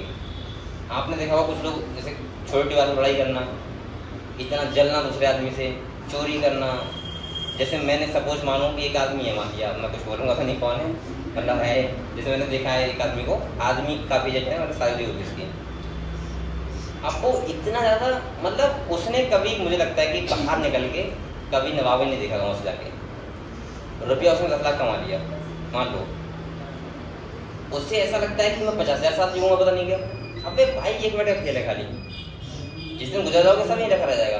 थोड़ा घूम कर लो, क्या दिक्कत है भाई। देख लो कि उत्तर प्रदेश से बाहर भी कुछ है, या भारत से बाहर कोई प्रधानमंत्री लड़ रहा है, या हमारे कुछ लोगों को तो यही पता होता है खाली कि जो हमारा जो माहौल चल रहा है ना, मेरा गाँव है, बस यही सब कुछ है। उन्हें नहीं मतलब अमेरिका में भी लोग रहते हैं तो होते नहीं होता है, या उसको यही पता है कि ये मेरे साड़ू हैं, ये मेरा ये मेरे साले हैं, ये मेरी वाइफ है, ये मेरे बच्चे हैं, और ये कौन है, मोहल्ले के गांव के। बस उससे खास फर्क नहीं पड़ता कि ऑस्ट्रेलिया में चल रहा है, या कुछ ऑस्ट्रेलिया भी है कुछ ऐसा टाइप। मुझे लगता है कि थोड़ा सा नॉलेज होनी चाहिए, और इतनी नॉलेज रखनी चाहिए लोगों को कि दुनिया में अगर देखा जाए तो बहुत कुछ है। चलो कोई बात नहीं, तो आप लोग इस चीज़ घूमने बड़े होके इस चक्कर में पड़ जाना कि एमबीएस बन गया, रुपये ही कमाना है खाली, समझ रहे हो। बेटा यहाँ देखो, देख पड़े। और मैंने आप लोगों से बार बार बोला है, एक बात कभी मत समझना कि आपने अगर ये सोच लिया जिसने लाइफ में कि ऐसा होगा तो मैं खुश रहूंगा, या ऐसा हो जाएगा तो मैं फिर तो मेरी बल्ले बल्ले, ऐसा कुछ नहीं होने वाला, ध्यान रखना। आप लोग जैसे यहाँ बहुत लोग समझते हो कि नहीं मैं एमबीएस बन जाऊंगा उसके बाद मैं फिर तो, जैसे मैंने बहुत बच्चों को कहते सुना ये बात कि सर एक ही टेंशन है, एमबीएस पास हो जाए बस, उसके बाद सारी टेंशन खत्म। बेटा मैं 60% लोगों को ऐसे दिखा दूंगा ना जो एमबीएस पास करने के बाद उनके पास टेंशन आई है, उससे पहले वो खुश थे अपनी लाइफ में। और बेटा वरना कोई आदमी एमबीएस करने के बाद सुसाइड क्यों करेगा, ऐसे बहुत केस हैं। एक आदमी का सपना होता है कि आईएएस बनना, मैं ऐसे लोग दिखा दूंगा जो आईएएस बनने के बाद सुसाइड कर लिए। तो सब कुछ पैसा और पद नहीं होता है, आप कितने खुश हैं, किन लोगों के साथ हैं, ये बहुत डिपेंड करता है। अभी टाइम नहीं हुआ, 10 तक पढ़ोगे, समझ रहे हो, टैग मत लगाओ। दूसरा सुनो, और ये बहुत जरूरी है, और सबसे ज्यादा तो मुझे अभी कुछ दिनों में 1-2 साल में सबसे ज्यादा ये किया प्रभाव मुझे डाला इस चीज में, तो मैंने पढ़ना भी स्टार्ट किया थोड़ा चीजें क्या है लाइफ को, वो सुशांत सिंह राजपूत। आपने सब नाम सुना होगा सुशांत सिंह राजपूत का। वो मेरी लाइफ में इतना ज्यादा झटका दे गया जब, क्योंकि मैं उसका फैन था थोड़ा सा, मैं फैन होता हूँ लोगों का बनता हूँ, लेकिन उसका था तो रियल में। हाँ, उसकी लाइफ ऐसी थी कि आपको पता होगा IIT बंदा, 7th रैंक थी, और दूसरा टीचिंग कर चुका है कोचिंग में, और उसके बाद आपको पता होना चाहिए इसका फैमिली बैकग्राउंड में कोई भी फिल्म में कोई भी किसी का रोल नहीं था। बेटा एक रोल तो बहुत बड़ी बात है, मुंबई में एक रूम लेना बहुत बड़ी बात है, किराए पे समझ रहे हो, मिल जाए ऐसी जगह बहुत बड़ी बात है। मूवी में रोल की छोड़ी दो, कितने भी बड़े एक्टर सही हो, और ऐसे आदमी ने सोचो वहाँ डेब्यू करके मूवी बना दी, और वही उसकी कितनी फैन फॉलोइंग हो गई, कितना रुपया कमा लिया उसने, उसके पास बैठ कर ली। और इतना इंटेलिजेंट पर्सन सोचो, एक तो हमने सोचा नहीं कि गाँव का आदमी करता है, सारा दिमाग नहीं था, मर गया, जी लेता, लेकिन वही बात है उससे कैसे सकते हो, दिमाग नहीं था, क्योंकि वो तो IITian है, तुम तो वहाँ तक ही सोच नहीं सकते, है ना। तो ये मैं कह रहा हूँ कि लाइफ बहुत बड़ी है, इसको आराम से हर घंटे को जियो। अगर पढ़ रहे हो तो उस टाइम पढ़ाई करो, ठीक है, अभी घर नहीं मत, ठीक है। ये पढ़ थोड़ा पढ़ा दो बेटा आपको, याद देखो अगले कह रहे हैं as the name suggest cardiac muscle are the muscles of heart. किसकी मसल होती है, हार्ट की होती है। और साफ साफ कह रहा है many cardiac muscle cell assemble in branching pattern को form a cardiac muscle based on appearance. मैंने कहा था कैसी होती है बच्चों, स्ट्रीटेड, क्योंकि ये कॉन्ट्रैक्शन रिलैक्सेशन करती है। और कह रहा है they are involuntary in nature as the nervous system does not control their activity directly. एक बात और ध्यान रखना, इनवॉलंटरी का मतलब ये मत समझ लेना कि उसका ब्रेन से कनेक्शन नहीं है, ब्रेन से डायरेक्ट कनेक्शन है, हमारे बस में नहीं है, ठीक है। दूसरा कह रहे हैं अगर हम मसल्स की बात करें यहाँ पे, तो आपने डायग्राम देख ही लिया, पढ़ लो खाली इसको। यहाँ बहुत इंपॉर्टेंट बात बताऊंगा अभी रेड फाइबर और व्हाइट फाइबर में, इसलिए अभी आप लोग बैक मत बंद। कह रहा है let us examine a skeletal muscle in detail to understand the structure and mechanism of contraction. Each organized skeletal muscle in our body is made up of number of muscle bundle. किस पे बात करते हैं? Muscle bundle. और muscle bundle दूसरे नाम से क्या बोलते हैं? फेसिकल्स। कह रहा है held together by a common collagenous connective tissue layer, जिसे क्या बोलते हैं? फैसिया। यानी कि लेयर को फैसिया और बंडल को क्या बोलेंगे? फेसिकल, ठीक है, नाम से जाना है। कह रहा है each muscle bundle contain a number of muscle fibre. और कह रहा है बेटा each muscle fibre is line by the plasma membrane called sarcolemma. अब आप लोग यहाँ पे ध्यान रखना, जब भी मैं सार्कोलेमा बात करूं तो आप लोग क्या ध्यान रखोगे? मसल्स की मेम्ब्रेन, उसको बोलते हैं हम लोग सार्कोलेमा। अगले कह रहे हैं including the sarcoplasm muscle fibre is a syncytium as the sarcoplasm contain many nuclei. अब देखो यहाँ पे भी सिंसेटियम कंडीशन है। सिंसेटियम का मतलब क्या होता है? एक से ज्यादा न्यूक्लियस का होना। कह रहे थे एंडोप्लाज्मिक रेटिकुलम, जिस जहां बोलते हैं that is sarcoplasmic reticulum of the muscle fibre is the store house of calcium. यहां इस तरह आपको सार्कोप्लाज्मिक रेटिकुलम के पास क्या होते हैं? कैल्शियम है। और बेटा एक बात बता दूं, मसल कॉन्ट्रैक्शन में सबसे ज्यादा रोल प्ले कौन करता है? कैल्शियम है। कह रहे हैं a characteristic feature of the muscle fibre is the presence of large number of parallelly arrange filament, जो हम बात करी थी in the sarcoplasm called myofilament, या फिर क्या बोलते हैं? मायोफाइब्रिल, ठीक है, जो हम लोग पढ़ रहे थे अभी लाइट बैंड और डार्क बैंड। कह रहा है बेटा each myofibril has alternate dark and light band. अब समझ में आ रहा है ये डार्क और लाइट बैंड? क्योंकि मैंने आपको डिटेल में बता दिया इसके बारे में, समझ में आ रहा है आपको? ठीक है। कह रहा है our detail study of the myofibril has established that the stated appearance is due to the distribution pattern of the two important protein actin और मायोसिन, इसीलिए इनको बोलते हैं कॉन्ट्रैक्टाइल प्रोटीन, ठीक है बच्चों। अगले कह रहे थे light band contain actin, I band या बोलते हैं isotropic band, where is the dark band called A band, anisotropic band contain, काफी बड़ा है, myosin. Both the protein are arranged. अब देखो ये वाला डायग्राम देख लो, इसको मैं कल फिर से बता दूंगा आप लोग, ठीक है। और इसके बाद हम लोग पढ़ेंगे कल मसल कॉन्ट्रैक्शन। ये तुम्हारे फिलामेंट है, यहाँ देखो जो ये वाला फिलामेंट है बेटा कौन सा है? ये पढ़ लो खाली बस, देखो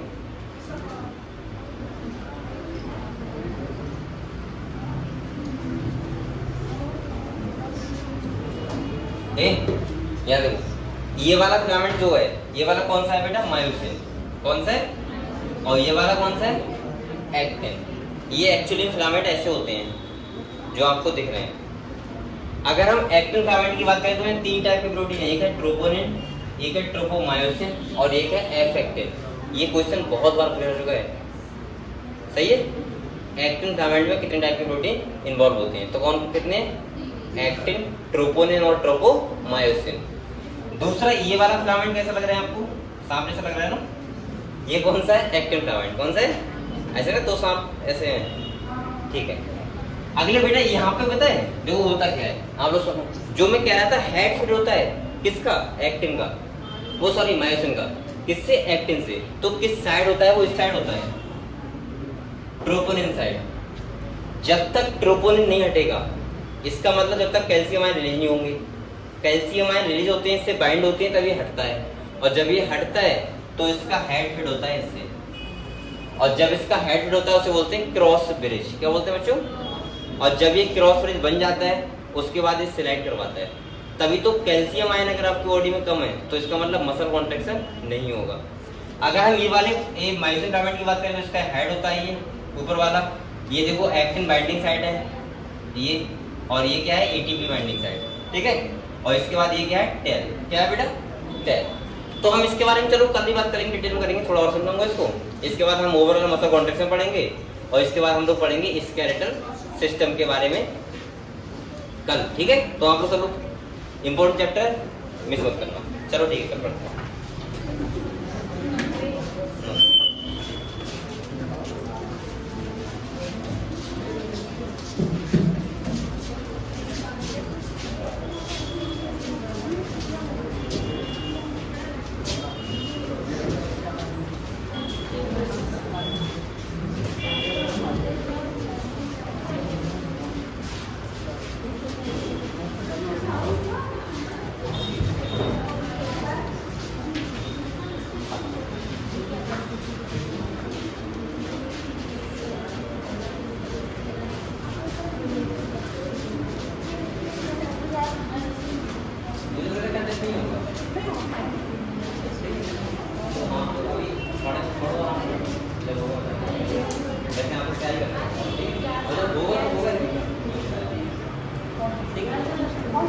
सेल सेल साइकिल तक तो पढ़ लिया तुझे।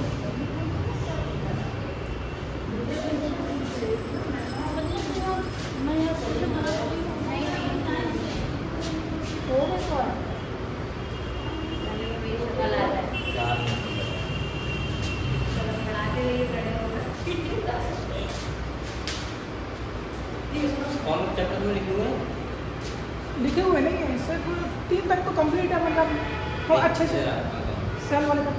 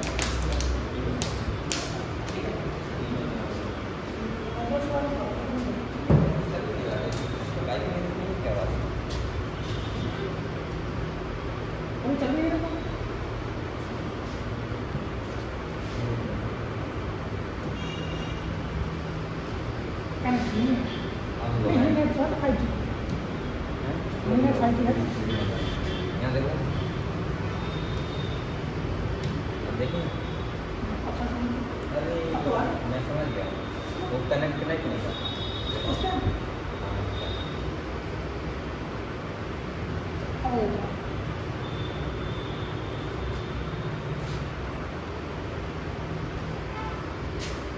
अब तो मेला है वहाँ रोड पे, काली मंदिर रोड।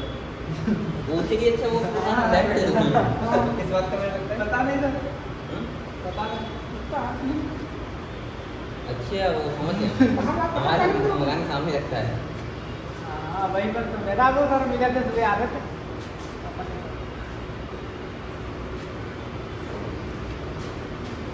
वो तो समझ लगे।